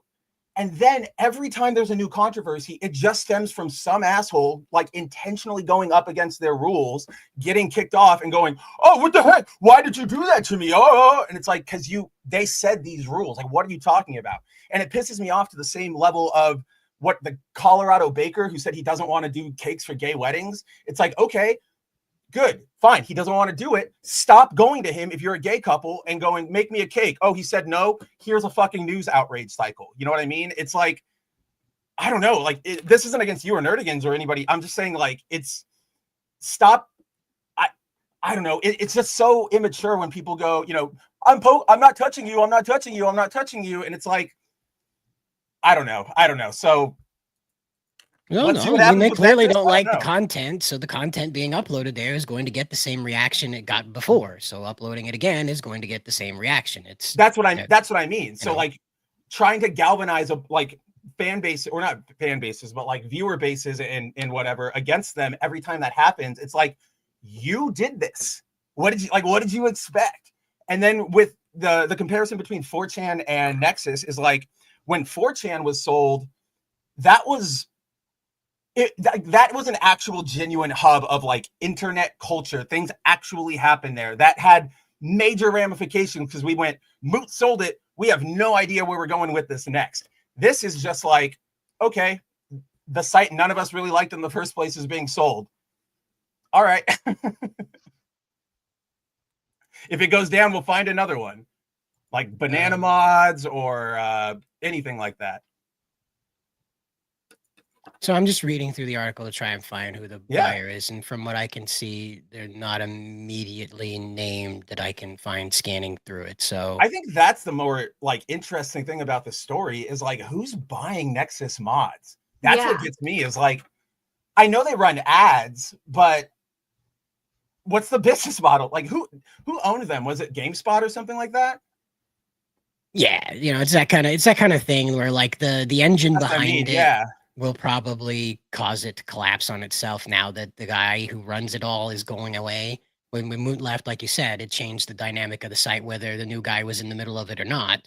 it changed the dynamic of the site. And what you can expect out of Nexus mods may change, it may not change, but people are going to expect something from a sale. So, irregardless, at the moment, I think what they're trying to do with this is make sure that that guy doesn't catch shit before he's able to take the throne of Nexus mods, just in case he has a different plan. He doesn't get blown out of the fucking water because he thinks this place is worth saving, I don't even think it's an individual guy. I think we're going to be looking at like one of those, what is it, like Valnet or a group of players buy it or something? Well, not like a group of players, but it's one of those, maybe it's a group of players, but it's like like a publishing house, right? Like Polygon or whatever. Like they're all under one banner of like a company.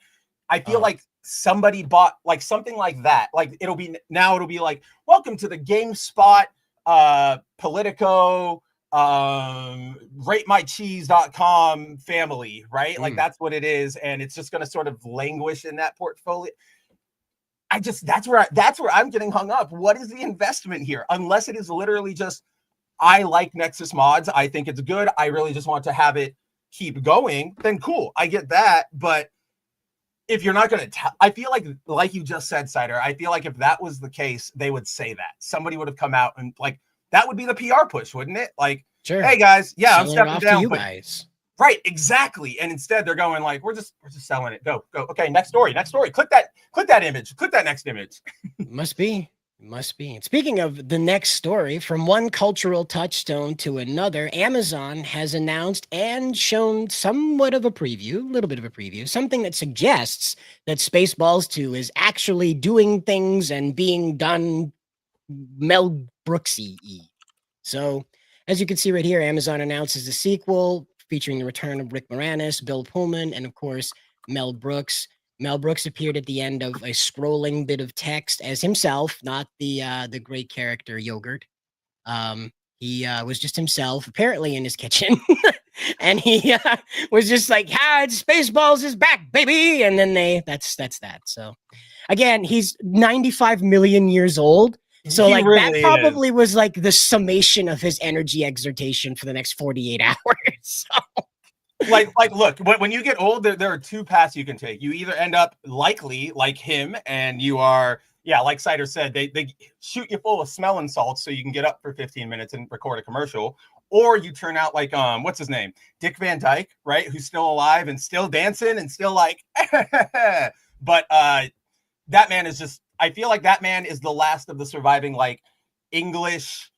Like wives' tale kind of guys. Like I drank 3 glasses of milk before bed and sleep on a bed of like cowtails, and that's kept me alive. And it's like, for you, it probably is. I feel like it might be. But so sort of to the conversation we were just saying, even though like Mel Brooks is here, here's the worrying part, guys. He's not attached creatively. At least in terms of writing, in terms of directing. He'll probably have some improv, suggestions when they're finally filming or whatever. But, gosh, I can't even remember who everybody is on. Like, the creative teams on the film are, like, I forget who the director is. He hasn't done a lot. But the main writers are cleanup writers for other movies. So, like, if you go look up their credits, it's all, like, they're... This like it's a writing pair, so it's like these two and then 4 or 5 other writers. So it's like, how much do I actually know of what you contributed? For example, they wrote Detective Pikachu, Cider. I don't know, but there's like 7 writers on that. I don't know what you wrote in it. Did you write the good stuff or did you write the stuff I hated? Did you write the Mr. Mime jokes? Right, exactly. Did you do that or did you do the cool Mewtwo fighting? Like, I don't know. So Josh Gad and Dan Hernandez and Benji Samit maybe? Yep. Samit. And they are the headliners to the football team of writers on this. And Gad's the only one there who like is any good with any of this stuff. He's the only one there I trust with comedy, with writing, with presentation. Like, he's the only one with credits. For those of you guys who don't know, I know it's really easy to hear Josh Gad and react because of his very stupid, online social livery. But he he starred in the original production of Book of Mormon with Matt Stone and Trey Parker, the South Park guys. And then after that run ended, since then he has been a producer on South Park. So He's been helping them write jokes. He's been helping guide the show. Pretty much everything like PC Principal season and after, major Gad influences. So I'm like, okay, at the very least, even if I don't like the guy, I know he can be funny. I know he can write comedy. You other guys, I don't really know what you got. You're one of 6 writers on, Detective Pikachu, I guess. That's the only one that's coming to mind. I know there's more. The Addams Family 2, the animated one. Teenage Mutant Ninja Turtles, Mutant Mayhem. Like, you wrote these maybe, but you also wrote them with like 7 other people. So I don't know. Well, and that's just it. Is like Spaceballs, another story that pretty much shut down. Kind of like came to its denouement. Didn't need a trilogy to kind of explain what the conflict was and the resolution.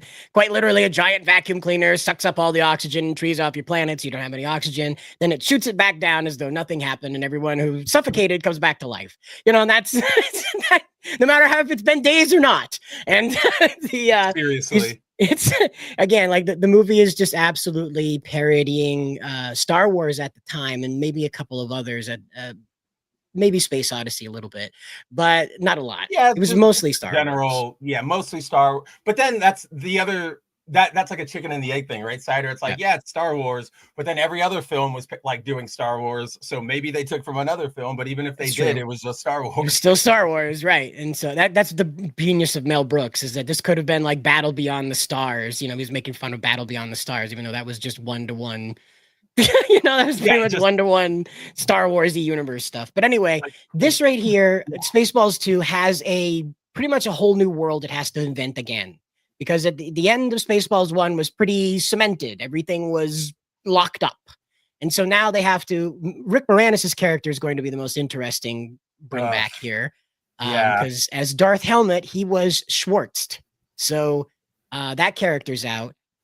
Yogurt's fine, but I don't think they're going to get Mel Brooks on his knees for that performance. I have a feeling Yogurt's going to have a scooter chair 5000, and that's how he's going to get around the known universe. Or they'll do like all CGI and make a joke about it. Right, exactly. I don't even have to get on my knees anymore. I just walk around and CGI me into a tiny green guy. You don't know what I'm doing. I can do anything now. He just like starts flipping. Look, I'm Yogurt on Mars. Look, I'm Yogurt on the North Pole. Look, I'm Yogurt in a volcano. That's like my favorite. That's like my favorite little like simple boomer joke is whenever a show or a movie does that, like we're doing a green screen thing. I love that. I can actually see them doing that for this. They will totally do like a green screen joke. They have to do one. I'm not even Mel Brooks. And then they set a CGI off and it's just a woman doing an impersonation of exactly. Oh, yeah, definitely. The one thing I'm very, very hesitant on this because like we just went over, don't know anybody on that writing team very well except for Gad. This does feel like one of the ones that's more like, oh my God, why are we doing Spaceballs? Like that does feel really desperate. I will say Bill Pullman was he was the lead in the last one. What the hell is his name? Starhawk, right? Yeah, Starhawk or whatever it was in the first Spaceballs. That was Bill Pullman. They cast his son, Lewis Pullman, who was the Sentry in Thunderbolts, Bob in Top Gun Maverick. Oh, yeah, Lone Star. There we go.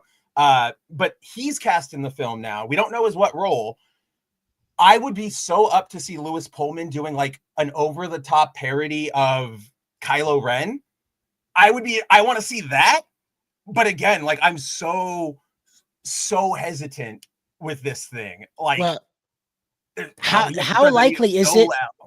How likely? Because they listed all those sci-fi movies that came out, right? Well, in Lion Kings, but how likely are they to turn this into Scary Movie, like they are with the Wayans brothers used to do, where they used to just throw everything that was happening over the past 5 years into a blender and call it a movie, And they listed a lot of properties here. So are we going to have like the Na'vi show up in the middle of this? Are you going to have Simba and Scar show up?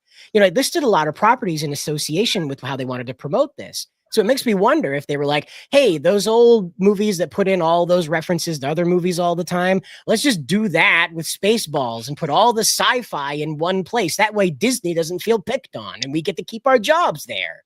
Yay! No, that's actually kind of like one of my big fears with this one, because it's not Brooks and them like helming the writing, is yes, so like Cider said, yes, the original Spaceballs parodied a lot of different things, right? Like, for example, Alien with the chest burster coming out of the guy in the diner, and then it starts singing and dancing, right?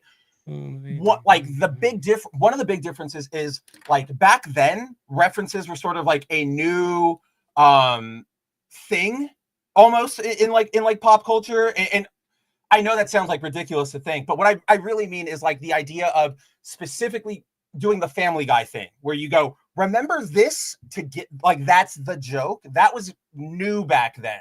So you get that and everybody goes, oh yeah, like, haha, Alien.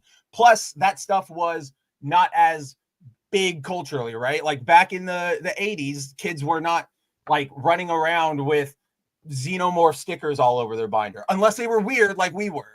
Well, not me, because I would not have been born for like another 5 years. But anyway, so that is my fear, Cider, is that now in the modern day, they're going to try way too hard to make fun of everything rather than just like, here's our dumb comedy movie. Let's add in these jokes as like spice, right? Like flavoring, like garnish. Now they're just going to be, yeah.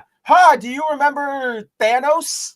Do you remember King? Oh, do you remember not King? Never mind. He got, like, they're going to, that's what I'm really, you're right. really He's going to be running the space diner. You wait. They're going to have Jonathan Majors actually in the movie in blue ink, in blue makeup, and they're going to say, yeah, that guy got fired. You know that? Yeah. One day you're conquering the known multiverse, and next minute you're running a diner. And see, like, how it goes. In that level, I would be cool with it, because that's actually like taking a shot at Majors. I would have to have Majors or whatever. Like, even if you didn't have Majors, just have a guy in blue paint and make that same joke. Like, that's a pretty damn good dig. But I would be more afraid of, like what you said at the beginning, Cider, like if they walk in and it's just like, if they recreate, oh God, like if they recreate the beginning of the cantina scene from A New Hope, where like all the aliens are like popping up and looking around, if they do that, but with like property, with IP parody, right? Like the xenomorph, the Black Order, or whatever, like that would be like, oh my God. Oh, right, Dune guy. Some guy's parking his sandworm out front. That's because it's like the villain pubs, and that's how it should have ended. Yeah, exactly. Like the villain pub. Yeah, that's what I was thinking. That's what I'm super afraid of, because like, millennial ironic comedy might leak in there and make that very uncomfortable very fast. It's just good. Like, I don't even know about that, like the millennial humor, because like we talked about it, right? The John Cena wheelchair thing, right? Like that's how, or wheelchair. The meme idea Cider put up a while ago, I can only really reference it to people who've already heard it, but it is, old humor used to be, you post a picture of a shopping cart and you would have like the text on it, and it would said like, the rage we all feel when one like wheel doesn't work or whatever, and we'd all go like, yeah, yep, I get it. But now in Gen Z, we would just put like, we would take out one of the wheels and we would put like a picture of John Cena screaming, or Arnold Schwarzenegger screaming, and just share it, and everybody would go, I know what that means. So like, relatable.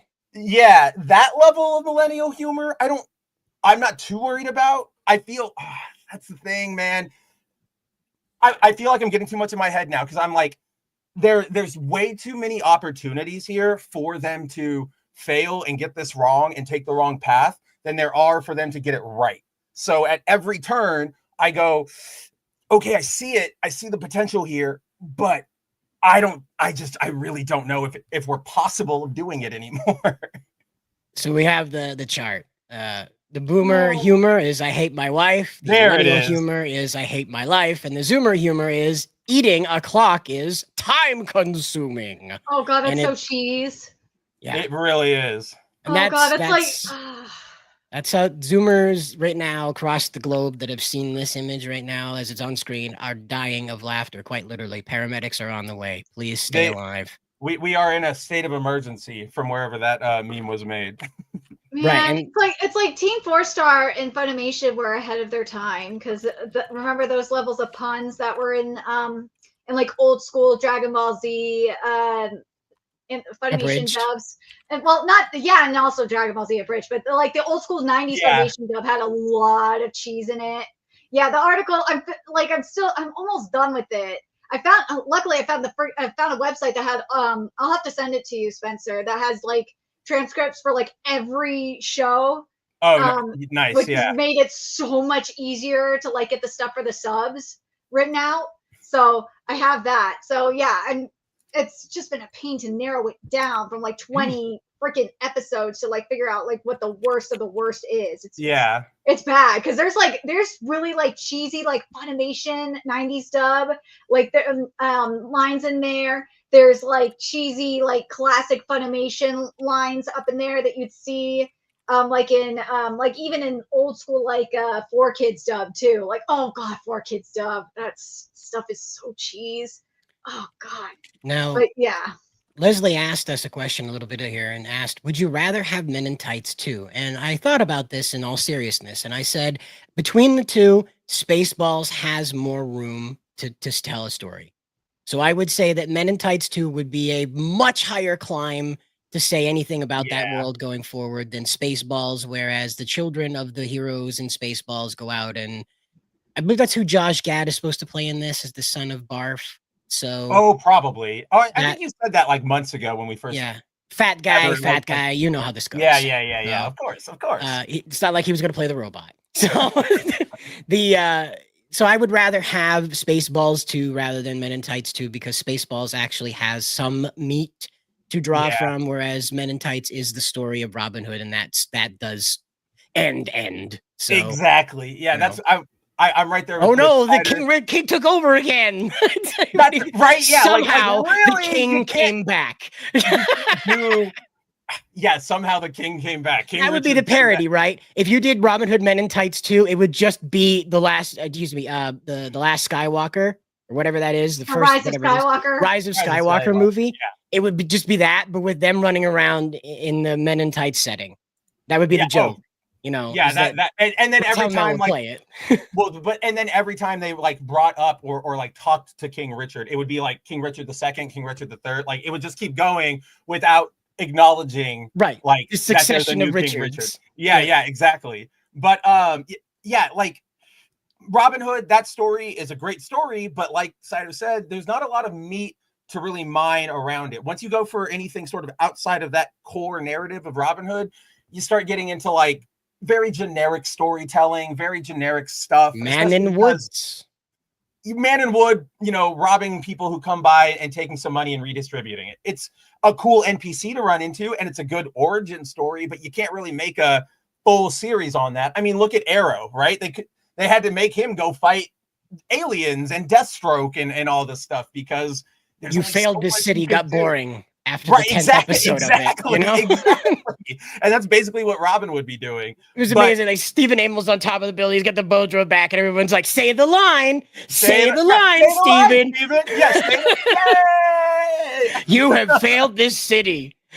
Like he says it in like one of the finales, and I was just like, "Oh, come." We haven't said that line for like 9 years, and you had to bring it back. Like there was one guy in the audience that was like, "Yes, they did. Yes, they did." Yay. Well, like that's my one of my favorite Family Guy jokes is when they're like, "Wow, this is a really good WNBA game. Must be exciting for all of the sports fan." And you just hear one guy going, "Yay!" But yeah, like even with the world, you have more. Like even if we're not looking at the world, if we're just looking at like the source material of these things, the Robin Hood story versus what is it? They have 6 more Star Wars that they can parody now. And that's just movies. That's not even including, you can do all the shows, or like Cider said, you could parody some things from Avatar or the Star Trek reboots, or there's so much stuff that so even though I would be hyper cautious either way, I'm with Cider. I'm more open to a Spaceballs 2 than I would be, Men in Tights 2. That being said, where's my Achu miniseries? I would watch that. Okay. All right. I'm going to say this in regards to Spaceballs 2 as well. It's like Spaceballs 2, you could just make fun of the Star Wars sequel trilogy and the Star Wars Disney Plus shows. There's so much material right there that's just ripe to be parodied and made fun of. But and that's the thing though, like you are completely right, Nerdigans, and that's what Cider and I are sort of just making the delineation between. There is a lot of stuff for them to work with. all of the all the movies, all of the culture around the movies, the Clone Wars cartoons if they want to. It's just really on them to avoid going, remember Rise of Skywalker? That was stupid, huh? And actually like make fun. Okay, here's an example, right? And this isn't to you nerding, it's just to everybody. It's like in a the dagger, right? The dagger from Rise of Skywalker, where she like held it up and it perfectly aligned with the wreckage of the stupid thing, like that dagger, right? In a classic Spaceball sense, if they were to parody that, they would introduce some weird MacGuffin. Obviously, it'd probably be like a spatula or a thermometer, something dumb, and it would be a commentary, like a running commentary on, MacGuffins and the what was the point of what we were all doing here, right? Like that would be sort of we would get near the end of the movie and Yogurt would be like, oh, you're still carrying that thing? Like, what are we doing here? We didn't really even need it. Something like that. They're making fun of the theme and the concept. In the sense that Cider and I are afraid of, it's just going to be, oh, look at that, broken car over there.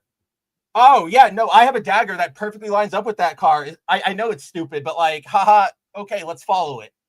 That's just saying, remember how stupid the dagger was? And it's like, yeah, but also there's not really a joke there. And that's what I think Cider and I are afraid of. But you're right, Nerdigans. It's super, super rich to mine from. It's just, are these good miners?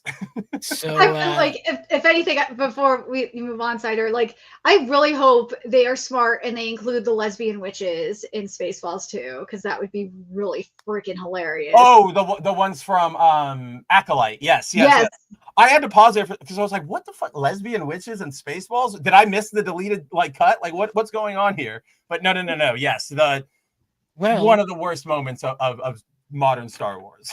I am going to be incredibly disappointed in Josh Gad if he does not bring up the Kryptonian penis pods.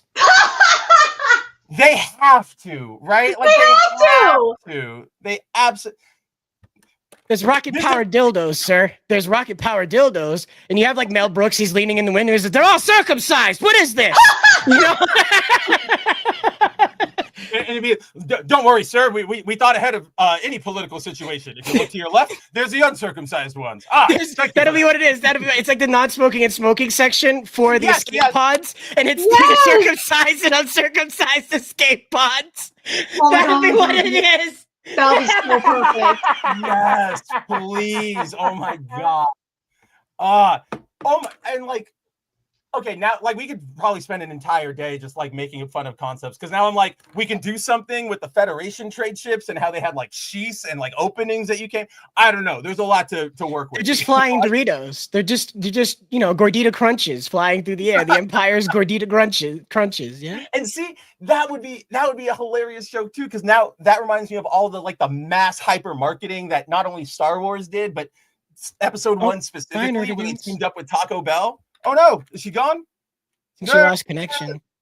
Oh no! California may have sank into the ocean, ladies and gentlemen, just like that. It is about time. Oh, she's back. See. She's back. Hello. I don't know why my other camera is not working. I might have to refresh. Oh, okay. No worries. But Nerdigans, before you refresh, hold on for a second. I need to pee. And I don't want to leave everybody hanging, and I don't want to leave Cider hanging. So I'm relying on you. I'll be right back, everybody. All right, let me go. Let me turn off camera then, because I don't know why my camera was being stupid for a sec. But anyways. Okay. All right, but yeah, I sent like some really good breaking news that happened while we were live, which is the update with the Matthew Perry situation, which I'm really, really happy to see. There was a Matthew Perry situation? Yeah, the Matthew Perry. I can't view this. It says I have ads. And it then hold on. Let me share it. See if it works if I share it. Yeah. Let's see if this helps. There we go. Technical difficulties, ladies and gentlemen. I don't know why I don't know why my camera was dumb. But yeah, so the doctor who supplied Matthew Perry with ketamine is now facing 40 years behind bars for his death. And so one of the doctors who supplied Matthew Perry with ketamine is said to plead guilty to multiple counts of distributing and the dissociative anesthetic. And his name is Dr. Salvador Plasencia, and he's made a plea deal with the Department of Justice. And as the charges of 4 counts of distribution of ketamine stand right now, the Santa Monica physician is facing a maximum sentence of 40 years behind bars. And his trial was on the court calendar to start in August in Los Angeles, but with the deal announced Monday, the trial is moot as sentencing looms. So Matthew Perry is finally getting some justice. I'm really happy to see it. Yeah. It took a couple years, but yeah, this mofo, or poor Matthew Perry, he's gone. But he looks so awful. Oh, poor Matthew Perry. Well, I But mean, yeah, he was full of ketamine. I can't yeah, he's imagine. full of ketamine. You know? But yeah, so yeah, at least there's some justice happening here. Well, again, I mean, like the Matthew Perry situation sort of surprised everybody. If you don't know, that guy, he got into a jacuzzi after ingesting apparently the recommended dose by his doctor of ketamine, and that did not treat his heart very well, and he suffered, of course, a fatal end brought on by what his doctor had prescribed to him. Now, Mr. Erdogan's, can I have you scroll up to the headline again? Oh yeah, sure. Here That's we go. all. There it is. So again, he gets 40 years. That's what I was looking for. He's facing 40 years for doing this. So obviously they're treating it not as a premeditated or any type of like attempt to harm this guy, but perhaps a malpractice in an attempt to answer a problem a little too heavy-handedly. Because as you know, in Hollywood, see, if you don't know, ketamine sometimes is used as an antidepressant. There is something known as ketamine therapy, in which the ketamine is injected into your body and your consciousness is twilighted. So what that means is that you are not asleep, but you're also not awake. That allows your subconscious mind and your conscious mind to shake hands, kind of like what happened in Drift inside of Pacific Rim. A little bit of that. So you're able to somewhat consciously navigate your subconscious. And again, varying results for different people.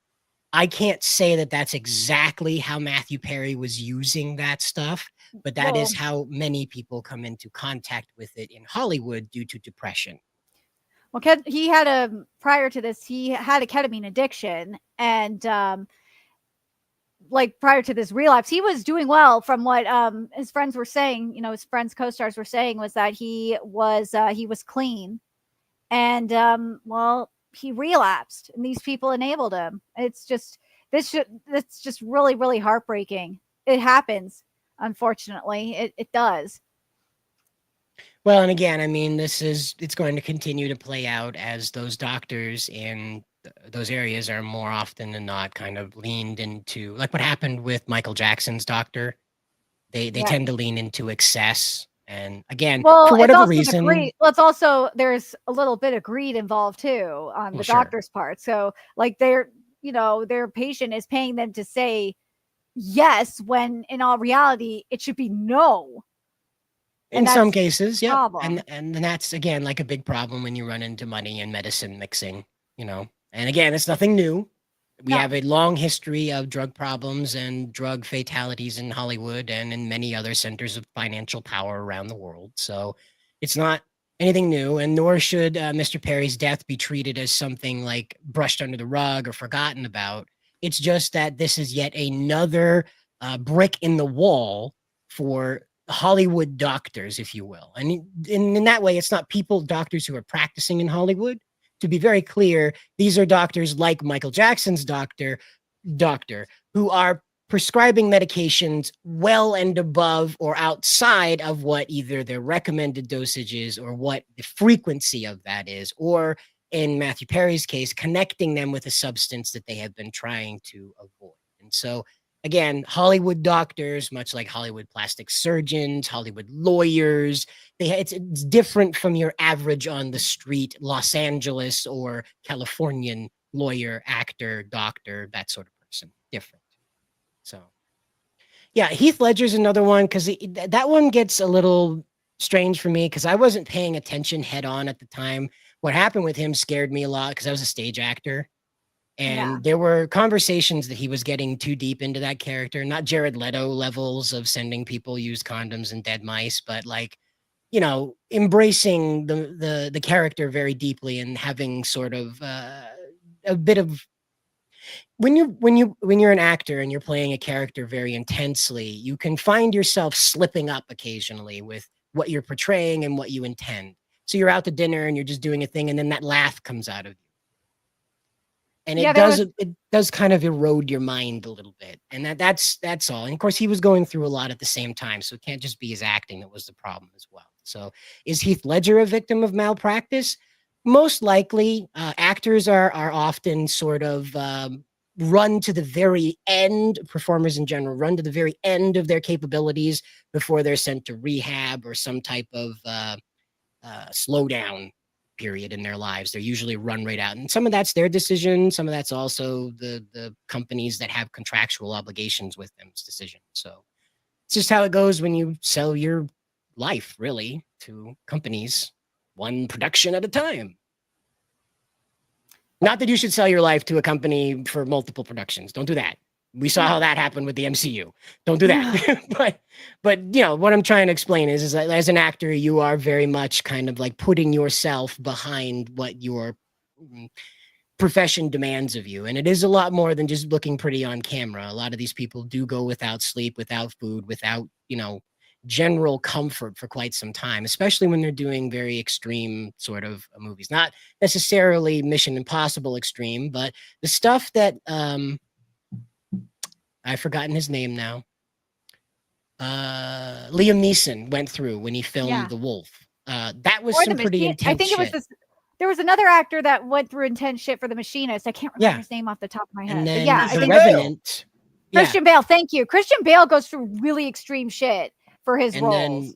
then DiCaprio got beat up by a bear for an Oscar. So, you know, these guys, they do put themselves through some pretty serious stuff that does involve having to have some type of intervention at some point. And so, unfortunately, with Matthew Perry's case, that assistants ended up doing him in. And it's yet to be found out if the doctor had any malicious intent behind this or was simply trying to act in a way that would make his client more comfortable in their current experience. I'm trying to make it very gentle on this because I don't want to tell you that guy was trying to get Matthew Perry rocked off his socks to send him on his way. But that's what happened. He got the guy rocked off his socks and sent him on his way. And that is a malpractice. You can't do that. So yeah, just straight away. But we do have some other news that some people might find surprising. Nerdigans, if you want to restart and try again, that's fine too. Yeah, Spencer's back. Yep, I'll be here. And so we do have some other news out there. We have Merriam-Webster Dictionary deciding fridging is now a real term. Gail Simone knows about this and has already said thank you for mentioning her in the acknowledgement that that's joined the Merriam-Webster's Dictionary. If you're not familiar with the history of this, Kyle Rayner, the Green Lantern of the 90s, he early 2000s too, I believe. He was on the Justice League for a short time while Hal was post. Well, he was parallax out there. Yeah. Yeah. And so during this time, Major Force rearrived on the scene and was not just an antagonist to Captain Atom any longer, but found himself to be an antagonist of our artistic Green Lantern, Kyle Rayner, and his lovely girlfriend. And in a very well-known storyline, I've forgotten her name. Amber? Was that her name? Alex. Alex ends up meeting her fate at the hands of a very malicious and very driven Major Force, which was used as a catalyst for Kyle to go on a was it multi-issue or just that same issue that he went out and got? It's really just that same. Well, it's there's that same issue. She gets killed, and then he starts brawling Major Force, and that's where the issue ends. And then we pick back up in that fight in the next issue, and then that's like the first third of the issue, and then he goes and he's like, oh, I'm gonna give up the ring, like I can't do this. And then Alan Scott is like, here, let me tell you about why you're gonna be great. And then he says, okay, I guess I'll do this. And it's like a 2-issue thing altogether. Yeah. And so when Gail Simone called it out as sort of representative of how unsafe it is to be a woman in the comic book universe, it did feel a bit on point given how abruptly Alex was removed and how quickly her removal was remedied for Kyle. Yeah. And so Major Force again continued on as an antagonist for Kyle for other Green Lanterns, Captain Atom, and ultimately Still around, joining. yep. Yeah, ultimately joining a group of people that almost killed the Justice League. Right? That was when at some point, I think so. Yeah. But Major Force, by the way, is the evil Captain Atom. Literally, it is just the shadow to Captain Adam's Sonic. It is pretty damn funny. Yeah, you used to be able to get away with that in the 90s and 80s, right? Like he's you, but angrier. Right. Like you got your Venoms, you got him. Like easier times back then. So yeah, Cider pretty much covered all of the base facts. The term fridging is now in the Merriam-Webster dictionary. It's sort of, so it's cool, but it's also not that really like big of a deal. They add a lot of words. It's added in the slang category, and I don't think they published the slang category in the actual printed versions. So it's still cool. It's one of those little overlaps between, you know, culture and language or whatever.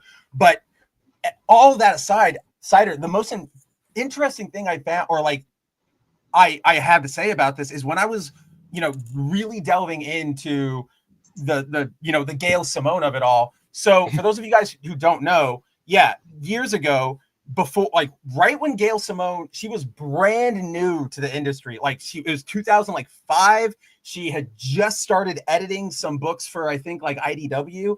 It's pretty crazy. But she started this blog called Women in Refrigerators. And it, you know, you've probably heard about it by now. It was this long running catalog of, you know, girlfriends or love interests or female characters in general getting, you know, brutally killed off and nothing really being done with it outside of like, oh, they're dead now. That's a plot point. Let's keep going. So that list, yeah, as I said, you guys might know it. It's caused huge levels of discourse. It was one of the big things that eventually led to, you know, the Marvel Now era of Marvel like 10 years later. But the most intriguing thing I found was that Gail didn't, or at least on its face from everything she wrote, because the original blog is still up. She hasn't edited it. It's all there.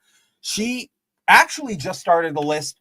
She straight up says, like, I'm putting together a list of all the female characters who got killed off. I just want, like, I'm just going to make the list. I want to see, do you guys think this is anything, or am I overreacting? Like, or am I just like, or is this nothing? She was literally going like, here's an experiment. What do you guys think? And I went, I actually didn't know that she put this out to everybody else, right? Especially with how Gail got, you know, a decade ago. I was like, oh yeah, I was on that same train of, she went at this with that very like, I'm going to put this interpretation on this, and I'm going to tell all of you that this is what it is, and this is bad. And like, yeah, as Cider said, even us, like, we all could go, okay, we can see that it was a little whack to have her introduced literally, like, she appears for one issue before. Okay, so Green Lantern 50 is when Kyle takes over from Hal. She appears one issue before that when she and Kyle are like looking up at the stars and they see Hal flying away to go kill the Guardians. And then when Kyle gets the ring, she's in issue 50, 51, 52, 53 is when she gets killed off. So the character exists for like 4 issues, and Kyle talks a lot about like, she's the love of my life. This is everything. We're gonna get back together. Okay. Like, and then she gets killed off, and it's like, what the heck? Like, well, okay, weird. Like, that was a really, really fat. You made it seem like she was so important, and now you just like really kill her off super fast.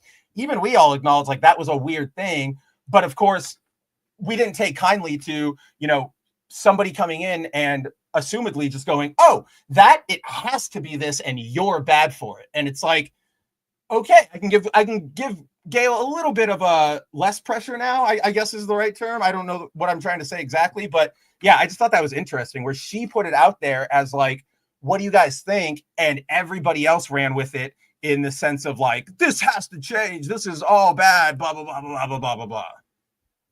Right, and again, like the way it was set up was that it was like in a very abrupt dealing with her, and that's that again. She chose, if Gail Simone wanted to make this point, she picked the exact right issue to make this point. Oh yeah, you know, because again, like, do I believe that women should be sacrificial in storytelling? No, but we must also acknowledge the mountain of old man mentors who were killed to motivate their younger apprentice. Seriously. Okay?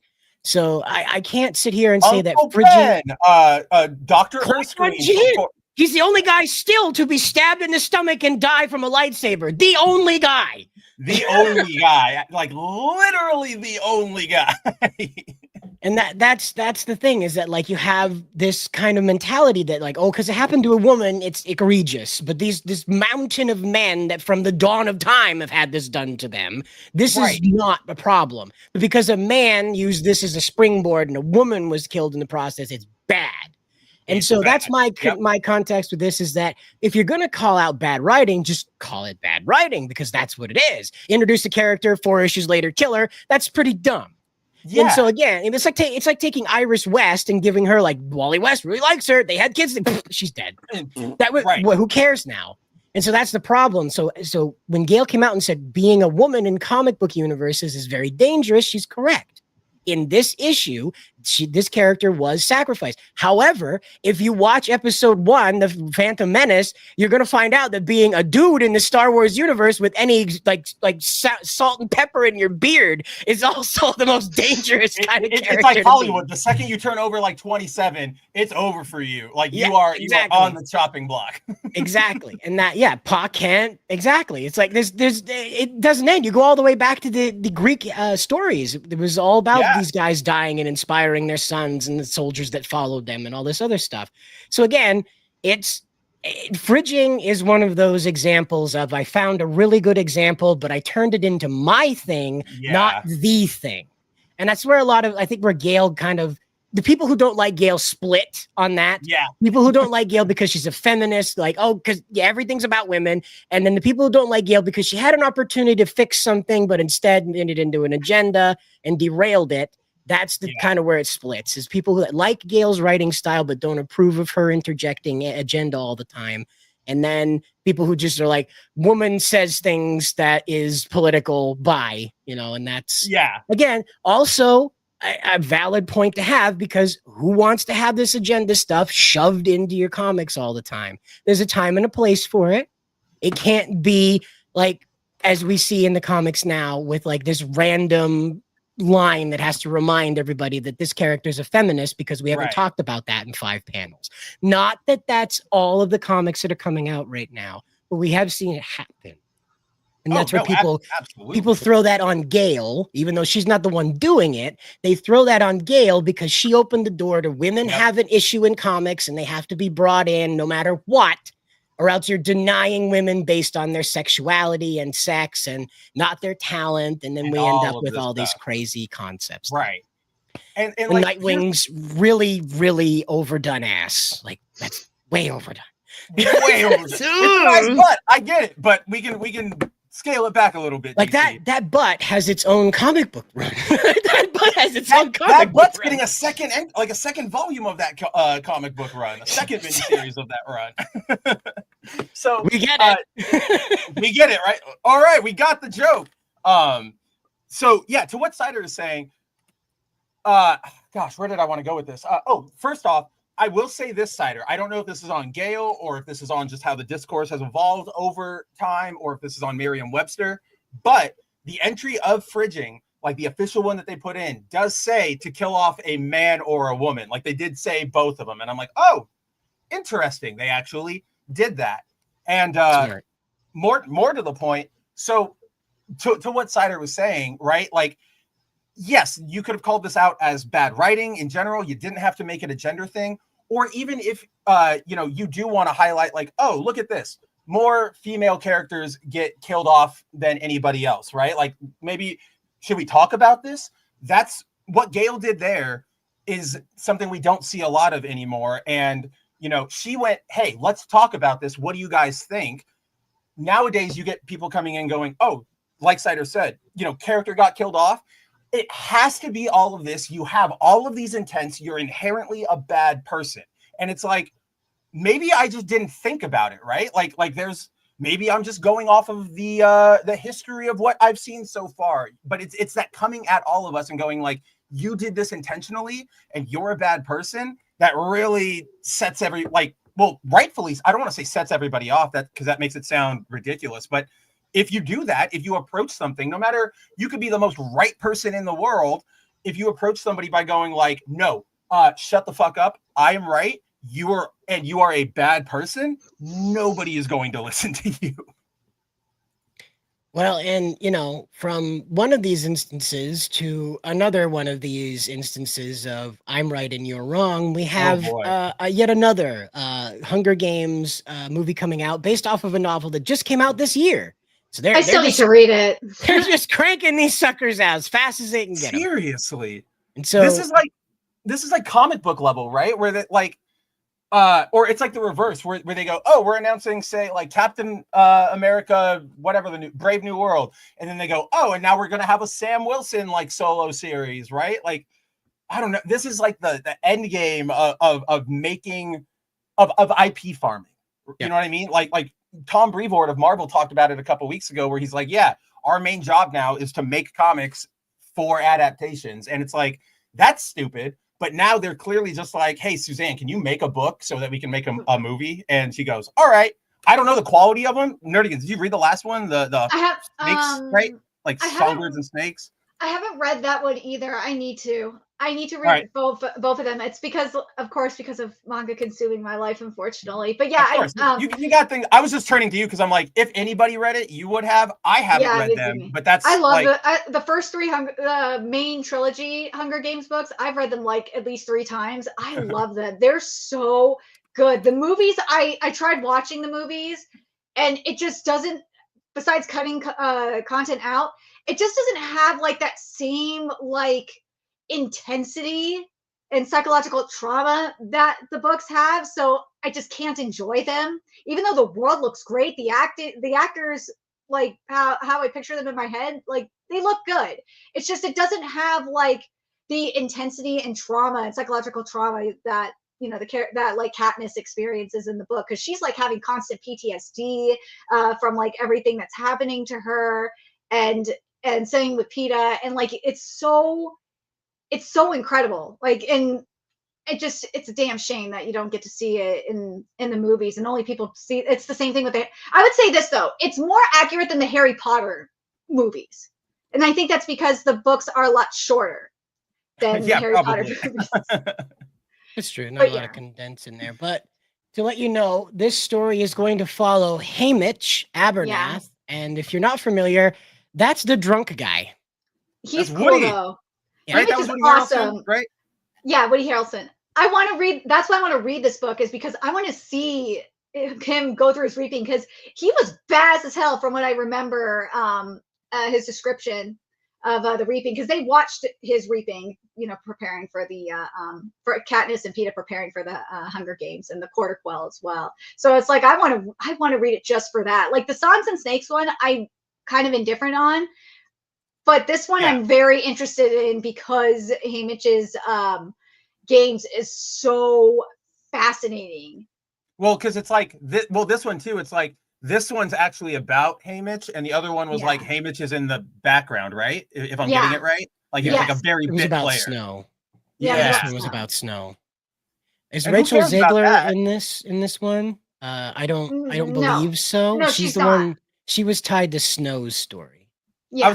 Let me double down on that, Ask Nerdigans, because where do you know, like, does her, I guess we wouldn't know because they just announced the book, but I was going to be like, where does her story fit? We can say no now because they haven't said it, but does her story line up, Nerdigans? You would know the lore, but we don't know that. So why did I bring it up? So Haymitch in the movie, if you're not familiar, he plays an unlikely mentor. He's first introduced to us as a drunk, as a lazy guy. He's kind of disinterested, dispassionate about getting Katniss and Peeta ready for the Hunger Games themselves. And so around the halfway point, I think it's when Katniss shoots the arrow at the onlookers during the training montage. That's when Haymitch realizes that she's serious and stands a chance to win the whole thing.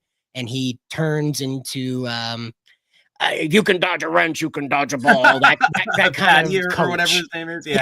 Cat ears or whatever that guy was. Yeah. the coach. He's rough. He's difficult to deal with. He doesn't want to have like any mistakes made. He gives them a lot of gruff. But once training's over with, he's back to being fluffy, kind, dad mode, kind guy. And drunk. Well, yeah. And I mean, He's because like anime. well, he's the only other. He's the first and only one from District 12 that has won the games, and he's Correct. had to see so many people like go off to their deaths. That's why he's so detached. Right, and Because of so that. this character, again, might be a bit of that sequelitis with this one, but he stands a chance to tell a convincing story. So, of all the characters they could have chose to expand upon, I would have chose this guy over Snow. Because honestly, it's pretty obvious what happened with Snow, but they had to make it about a broken heart, and now it doesn't make any sense. So it's like, Well, okay, now it feels even worse. It he's feels an even incel. stupider. That's Yeah. why he did all of it. like not just an incel, but like a nice guy incel, right? Like why don't the girls like me? I'm such a nice guy. That's what President Snow is.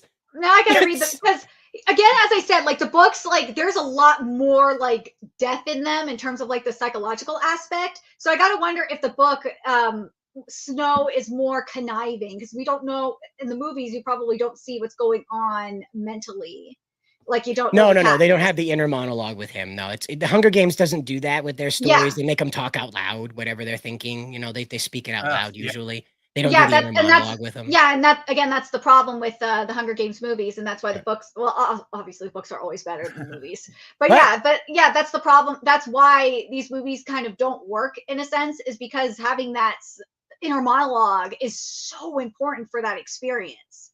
Well, this stands to be a probably a live action shonen. You know, it stands to be like a tournament anime in live action. Hopefully, they find a competent younger version of Woody Harrelson to portray a character who is a bit of a southerner, a bit of a farm boy.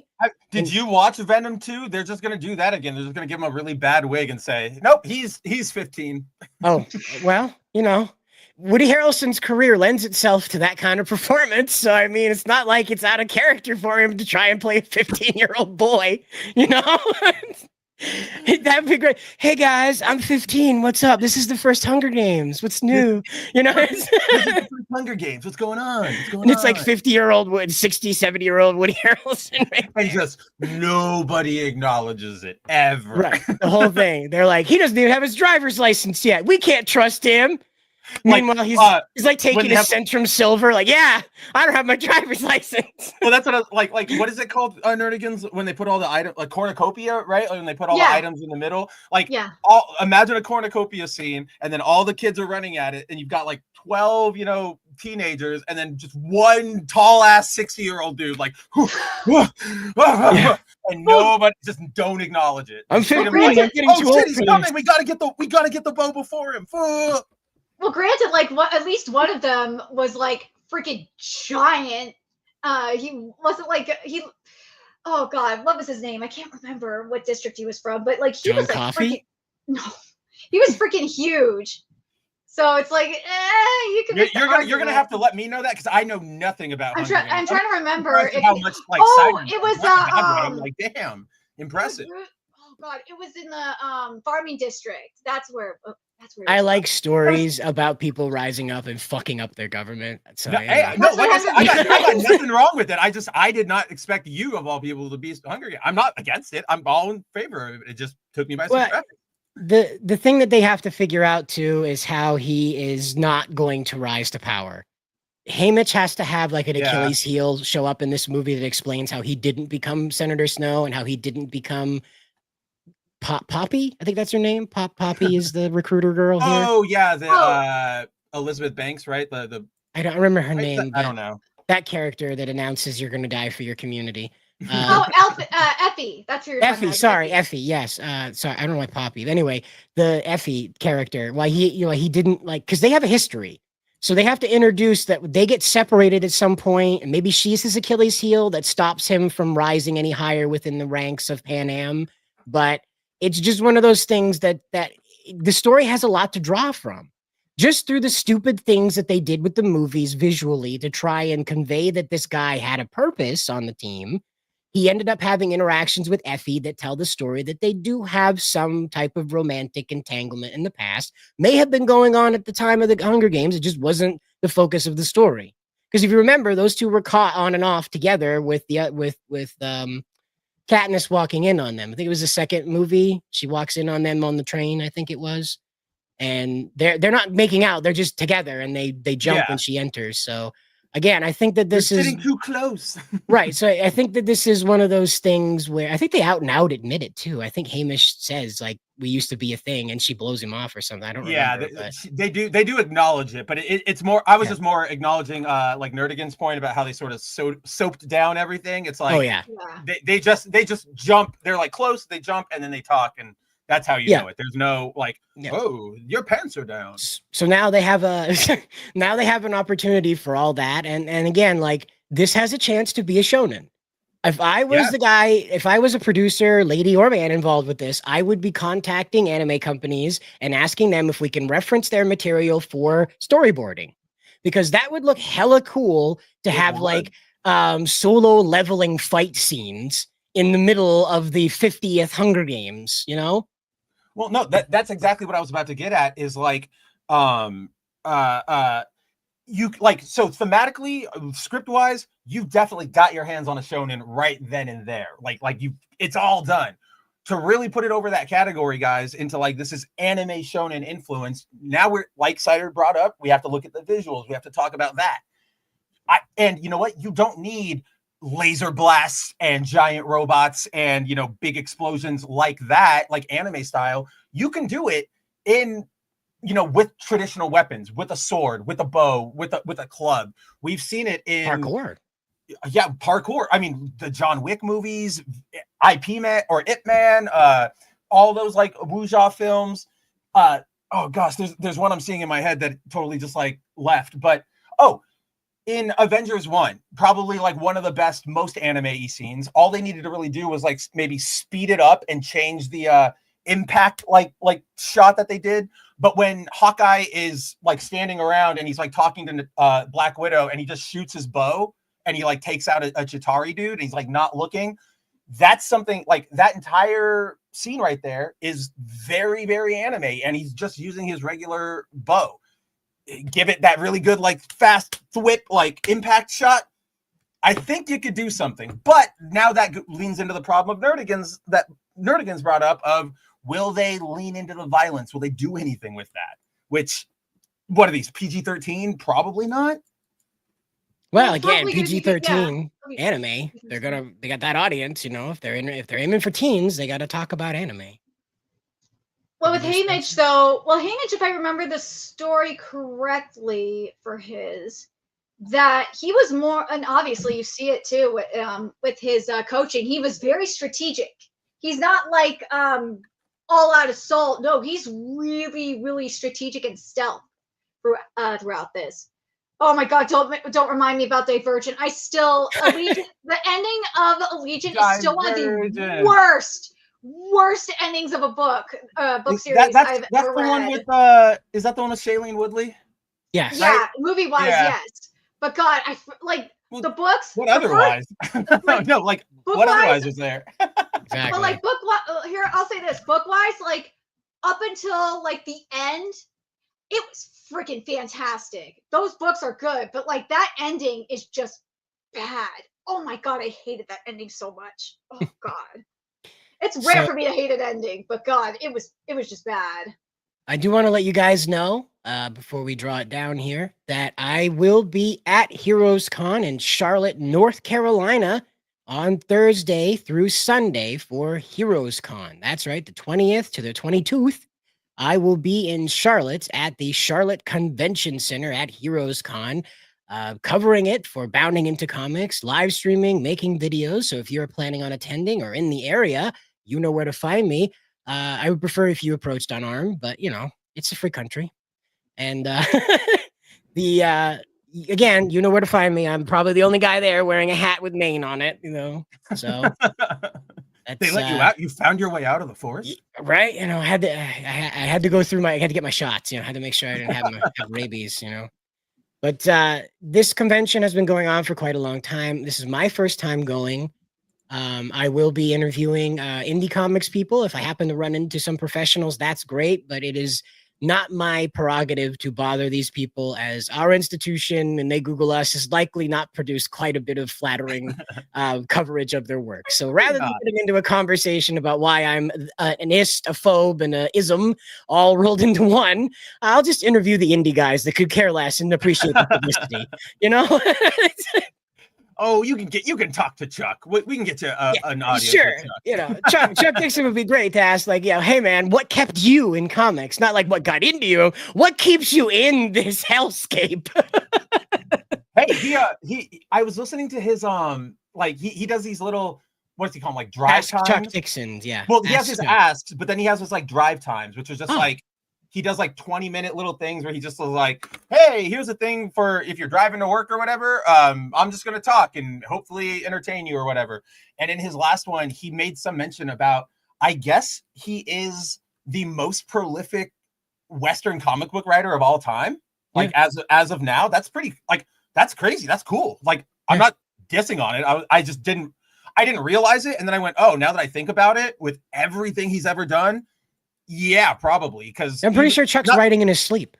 Dude, he man has like to. a keyboard taped to his wrists, you know? Well, like even to this day, like, you know, yeah, I read all of his DC stuff, his Batman, his Nightwing, yada yada. I'm still discovering, like, oh, he did like a 12-issue miniseries for this defunct publisher at the same time. Like, what the hell? Like, where do you have the time, Chuck? You remember that guy that was like in the middle of all the mixing things at like that Coachella a few years ago? It was like that circular keyboard and mixing tables and stuff. And he would just he rose up out of the middle of it, you know? That's how I imagine Chuck with typewriters and computer keyboards. And he just turns around like, and Superman did this, and then Batman did that, and Bane did this, and 007 landed on the moon. And he just just keeps going around and around and around and around. And then he has to have like an alarm. And it you know, for us, it would be like, okay, stop having fun and start doing work or whatever. His is like, okay, I got to stop writing and I got to go like make my Ask Chuck Dixon. Damn it. I got to go do like less fun work. The Vader egg is his writing station. Yes. You know, the Vader egg, you know. But, except it's got a big bat symbol on it. Yeah, right. So you've got myself. I'll be the lone bounding correspondent on the move for this.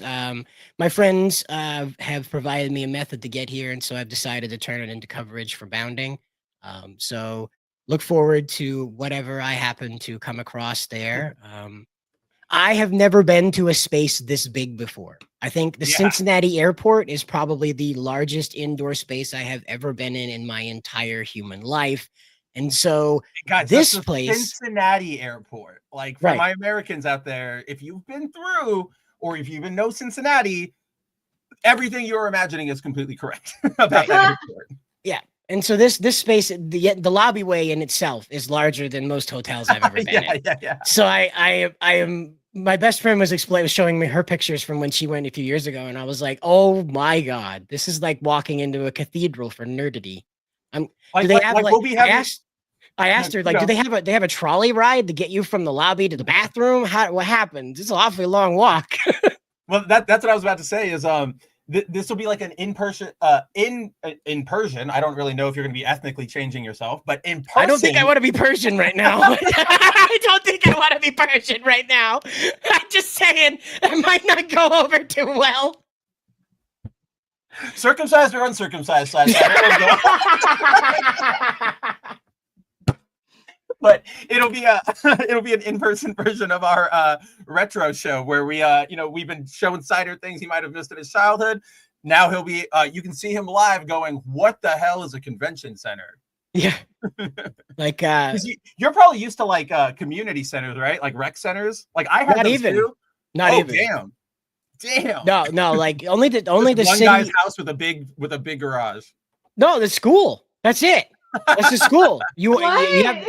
You have like some cities have a YMCA, but the majority of towns, they're just like the school gym is off limits to children. It is on limits to adults in these hours. If children are caught there, they'll be told to get out. Wow. And, no, because it's like there's no other facility. That.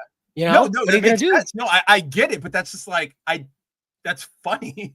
And so that's what it is. So like, no, I don't. Like the airport that I will be departing Maine from has a single escalator and 4 gates. Okay, that's okay, and that's an international airport. And that escalator is brand new. All right, that's the Secretary Duffy, honorary escalator for that airport. The funny thing about that airport is that it is the airport where the movie Langoliers was filmed. The Stephen King Langoliers movie. Does anybody else out there know that, or just the 3 of us because we're ancient? Yeah. Right. Well, that movie was filmed. Now there are certain scenes that show that escalator, and that is the same escalator. So, okay, same escalator. Did you? I think we've talked about him before, but you used to watch Mitch Hedberg when he was alive, right? Or you've heard his stand-up, right? Yeah. Literally that. In the Cincinnati airport, you would get the actual experience. He has this great joke where he's like I don't understand when an escalator is out of service. It says, sorry, not working. Why don't you have a sign that says, sorry, temporarily stairs? And that's actually what that Cincinnati airport would do. You will be lucky if it's still if it is functioning when you get there. And see that's the thing is I just haven't ever been in a space this large. So you're gonna really enjoy me just being aghast that people can build things this big and not put pharaohs inside of them. So it's it's not a burial chamber for some very important person. So the other thing is that just walking on the street's going to be an adventure for me because I come from places where buildings max out at 6 floors. So most of the things in Charlotte are going to blow my mind, especially when it's dark and it's not dark anymore. I drove by Boston once in my life. That's as close to a city as I have been in. You were like, Dad, is that Tokyo? Yeah, well, see, I was driving and we were on my way to my first fiance's grandmother's house on Cape Cod because they were very wealthy people.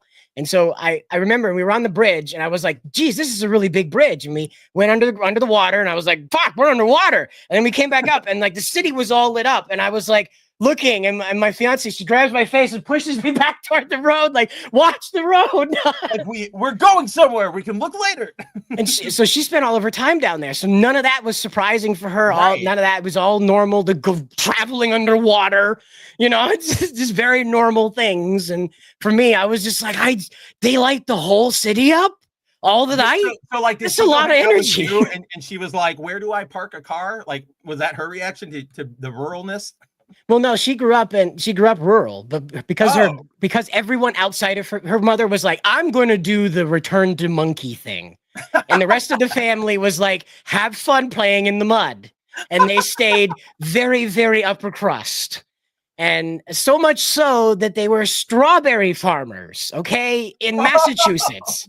That's how hoity-toity, we make our own wine, Massachusetts, Cape Cod, Massachusetts at that, all right?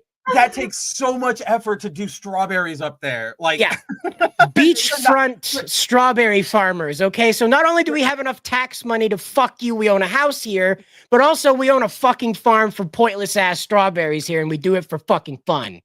That's for those who don't know, you do not grow strawberries in fucking beach, what do you call it, biomes, right? Biomes, not here. So they are literally they are looking at God and laughing at him in the face and saying, I will have strawberries here.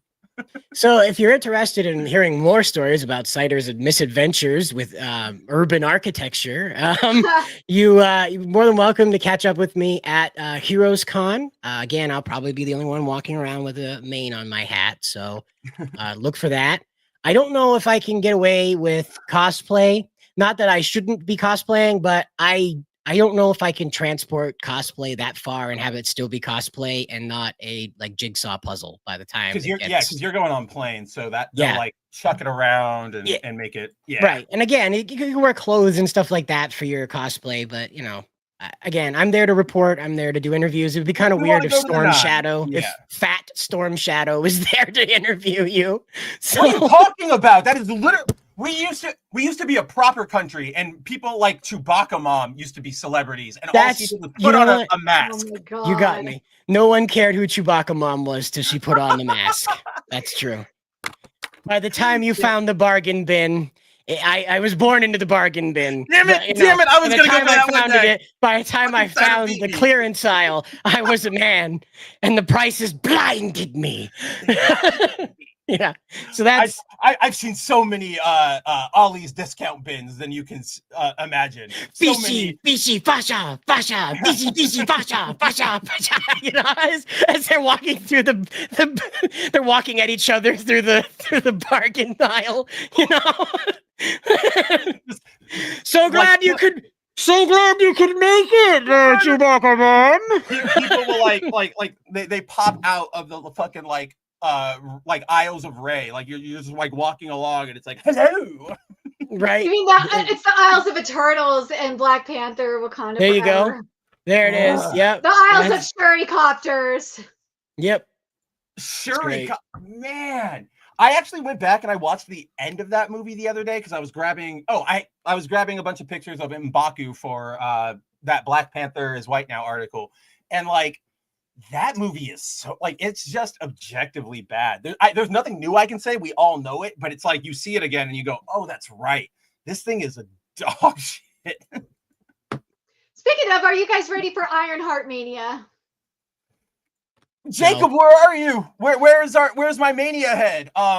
Yeah, dude, this thing is gonna be bad, nerd. Like I'm not. Let's be honest. Is anybody excited for this? I think the answer is no.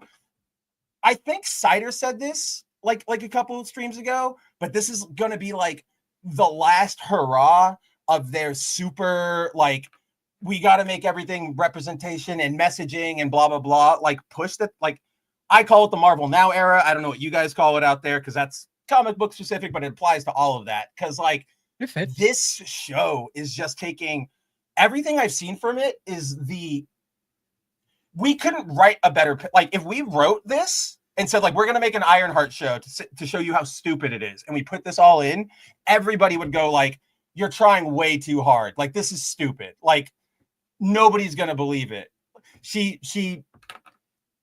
Okay. This is what I remember. This is why I wanted to bring up the ending of Black Panther Wakanda Forever. That's right. Holy shit. Okay. So I've complained about this before, but if you guys don't know out there, the main premise of Ironheart is that after all the stuff from Wakanda Forever, Riri goes back to MIT. She tries to, make another Ironheart suit, gets kicked out again. And she's like, oh, I need the funds to build my own suit. So she teams up with the fucking Hood, who was the big Bendis era Avengers villain. And she starts stealing shit. And then in classic fashion, oh, he was more evil than I thought he would be. And then they got to like fight out. It's just, there's that. But I've said for a long time, right? I went, why would you have Riri, who ended Wakanda Forever, like she helped the Wakandans against the Atlanteans. She was in good graces with them. Why would she immediately go to the, side of or not the side of angels, but like the side of the devils? Why would she start going to crime immediately? Why wouldn't she go get money or anything? Like go ask Shuri for a loan or whatever. When I rewatched that movie, I forgot that the movie literally ends with Shuri gifting, like she invites Riri to Wakanda and gives her a fully rebuilt version of like the Chevy or like the Dodge Charger she was working on in her garage or whatever. Like it's a classic car. It was something her dad used to do. Very quick little like personality thing. Family. So like, yeah, family. Actually, kind of essentially, yeah. But like, so with that added bit, it's like not only was she on their side and like a good guy, but they like gave her like they've shown a willingness to like, we are here to help you, whatever you need.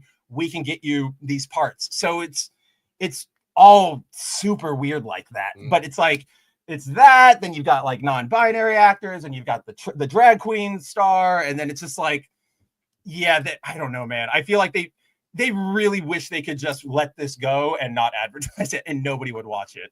Right.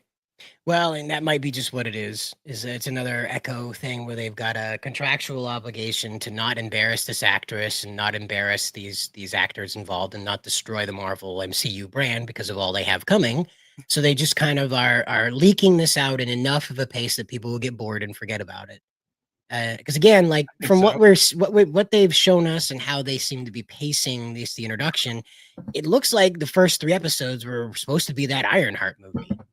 and it just ended up getting slashed into 3 episodes. Whatever they do after that, I don't know. But what we've seen looks like it was supposed to be a movie. Oh my god, it's the reverse Disney what is it? Movie to DVD kind of situation. Straight to DVD. Yeah. Straight to DVD. Yeah, that's what it is. Because remember, like for like the Beauty and the Beast, and I think it was Return of Jafar. Those were supposed to be TV shows, and they were changed to movies. This is like just the reverse of this. That's what you're kind of saying. Yeah. Well, and Timon points out that F4 would be the last hurrah, and I don't know, because they've already got Doomsday in production, and they're working with most of the same people on this stuff that they worked with on the other things. So I think they're gonna pursue the path they have, but they're gonna relax on pushing the agenda. They're just gonna keep on with the tone that they had with what am I thinking of? Thunderbolts. Thunderbolts. Yes, Thank you. They're gonna keep on with the tone from Thunderbolts, where it's that. If I say 4 on the floor, please understand that that's like highway cruising speed is what I'm talking about. No, wait, hold on. I want to see this movie. Yeah, I'm talking about like this. I'm making a dirty joke. That's all. Oh, I was referring to shifting a truck. Sorry. So anyway, this is like a highway speed kind of energy that Thunderbolts had. It wasn't speeding. It wasn't too slow. The pacing was just about right. And every character had an opportunity to make something of themselves other than a meme. And whether they ended up being a meme anyway, I can't help, but they at least got an opportunity to not just be the meme character. And so I think that's how they're going to play out with Doomsday and with Secret Wars. Is they're just going to keep that energy with the same kind of cast makeup, the same kind of sort of girl power, but not overwhelming girl boss, men do everything wrong attitude. The guy characters will have their place. The girl characters will have their place. They will not be pitted against one another based on that. So just expect it to be Thunderbolts, but with more. See, okay, I know what Cider is saying out there, and I don't disagree, but I really like caution against saying like it expected to be Thunderbolts, but with oomph, because I know what you're saying, Cider, and you're not wrong, but like I mean it in good. I know that. I know that, but I also like here's where my fear comes from that statement is like I just really do think that they're okay. It's the Russos. They have so much fucking writing on these next 2 movies. Now they have to wrap up every mess that they did in phase 4, in phase 5, in phase whatever we're in 6 that we're getting into. Like, as you were saying, Nerdigans, right? Like so what I wanted to say to you, Nerdigans, when you were bringing up like the Jafar and the Aladdin and everything, so changing things up like that is not an uncommon thing in the industry, right? Like we've seen movies go into TV shows into movies, TV shows into books even, or comics or whatever. Like that happens, not saying it's good, but it happens, right? Like we all know that. With Marvel, their problem was even though they did like, they had to shift a bunch of things. They didn't change the overall sort of like skeleton of what they were building to and what they were going to. So now that we're finally assembling everything, we've got a lot of like missing pieces, a lot of cracks, a lot of like, we have to talk about the fact that Rhodey was a Skrull for most of the MCU, right? Like these are things we have to talk about now. We have to talk about Captain America still being alive for the last 60 years before he gave the shield to Sam at the end of Endgame. So you've got there's a Super Skrull out there somewhere. And there's a Super Skrull out there just somewhere. Cider's right, just somewhere. So like I don't really know, especially from what I've seen from the Russos just in their post-Marvel like productions, their style is very much on the big epic set piece, which they can pull off sometimes not. Like, I won't lie, I still love the final Cap fight in Avengers, pretty much up until he says, assemble, and everybody rushes in. Fantastic. They can handle that, but they can't handle like character or story or like the little connecting bits. That's where we end up with really dumb things like, oh, I'm Tony Stark. I invented time travel in a night just by looking at a diagram in a different way. Like, right? So I'm kind of afraid that they're going to their ambition's going to get the best of them, and they're going to just tumble over themselves. Just with those movies, at least. But in terms of what you were saying with the highway cruising speed, I think you're completely on point. And yeah, what Cider was saying about, they're not going to pit the men and the women. They're going to give everybody their equal due. He's actually right, guys, because this was one of the things, that really helped, or I wouldn't say it was like a main thing that made me like Thunderbolts, but it was something that I could give him like a tip of my hat. Remember, guys, in Thunderbolts, there's that scene when they are, Bucky, or we see a bunch of flashbacks. It's talked about throughout the film that John is not a good dad, right? Like he's not, being attentive to his son. He's way too focused on like reading the news about him, about, Captain America, In Days of Marvel past, if you will, of Days of MCU past, you would have had a very overt, like, oh, of course, like another like man like leaves out on his husband or his wife or whatever. Like we would have really highlighted it in the dialogue. We would have been like, you are a bad husband, you are a bad man. Men are already bad, but you're especially bad. And they didn't do that in Thunderbolts, which is like, for all the things we complain about, if you want to tell stories about, serious topics, that's how you do it, by making it feel natural and normal and not going, look, sign with big arrow that says talking about current thing. So let's hope. I mean, we don't even know what they're doing after, which is probably for the better. But I think like Thunderbolts for me was a sleeper surprise hit. I'm excited for Fantastic Four just because I think fuck Pedro forever. He really makes me angry seeing him in it. Almost not quite Simu Liu level, but it'll get there, I feel like. But just like the aesthetics of it, it feels like, yeah, we've got something. Galactus is going to be practical. You guys can't talk to me normally about Galactus. I just love him as like a villain character. So, yeah. Yes, Cider is right. We're in a good holding pattern now. Probably will continue into Fantastic Four, and hope we would think, and I would like to believe in Cider's posit that it will carry into Doomsday and Secret Wars. But for me personally, we have to see. Well, and on that bombshell, that brings us to the end of this episode of 01. We're almost up on 3 hours now. And so when the show is over, Miss Nerdigans, where do we find you? You can find me and my little passed out sunbathing guard kitty over there. He's really, really cute. On Nerdigans Inc. on YouTube, where we cover anime and manga every day. And on Thursday nights at, 8 p.m. Eastern Standard Time, 5 p.m. Pacific Standard Time, I'm doing my weekly podcast. I'm calling it NerdyCast. And then, yeah. And then on Patreon, patreon.com/PackerGirls, where I'm doing all my anime content. I did this week's, or I should say today's episode of Vigilantes is up there. I did yesterday's Witch Watch up there. And thank God that, unlike last week, we actually have an accurate localization. Actually, it's better than Viz's localization for Witch Watch, which is really nice to see. I don't like seeing thick and cringe in manga localizations. It's very, very frustrating. In the case of the anime last week, it was Cool Dore. Oh my God, that was so cringy. And then I'm almost done now that I got the stuff with the transcripts for Dragon Ball Daima, and I think I have everything narrowed down. God, it was really hard to narrow everything down. I think I can finally get everything done, and I can send, because Spencer, you said you would do the comparison images a while back, so I'll send you the ones that I decided to do, and we can finally have everything done for it. All right then.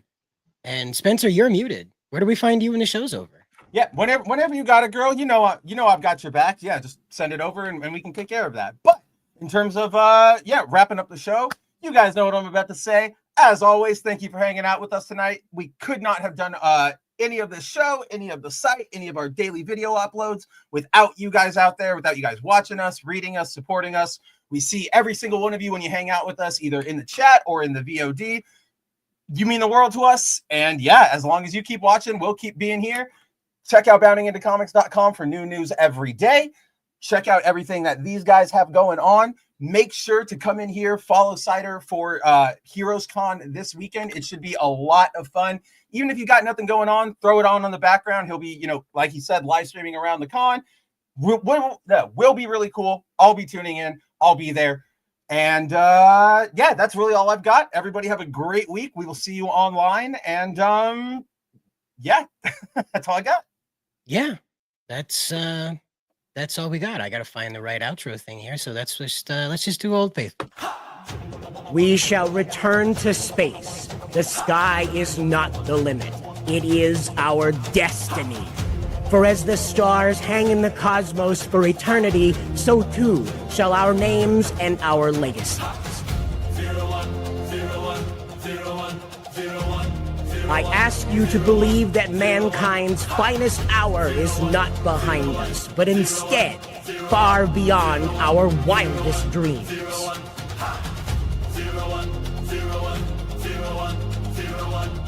I ask you today to light your hearts ablaze, become the beacon that lights our path to the future that's waiting on all of us.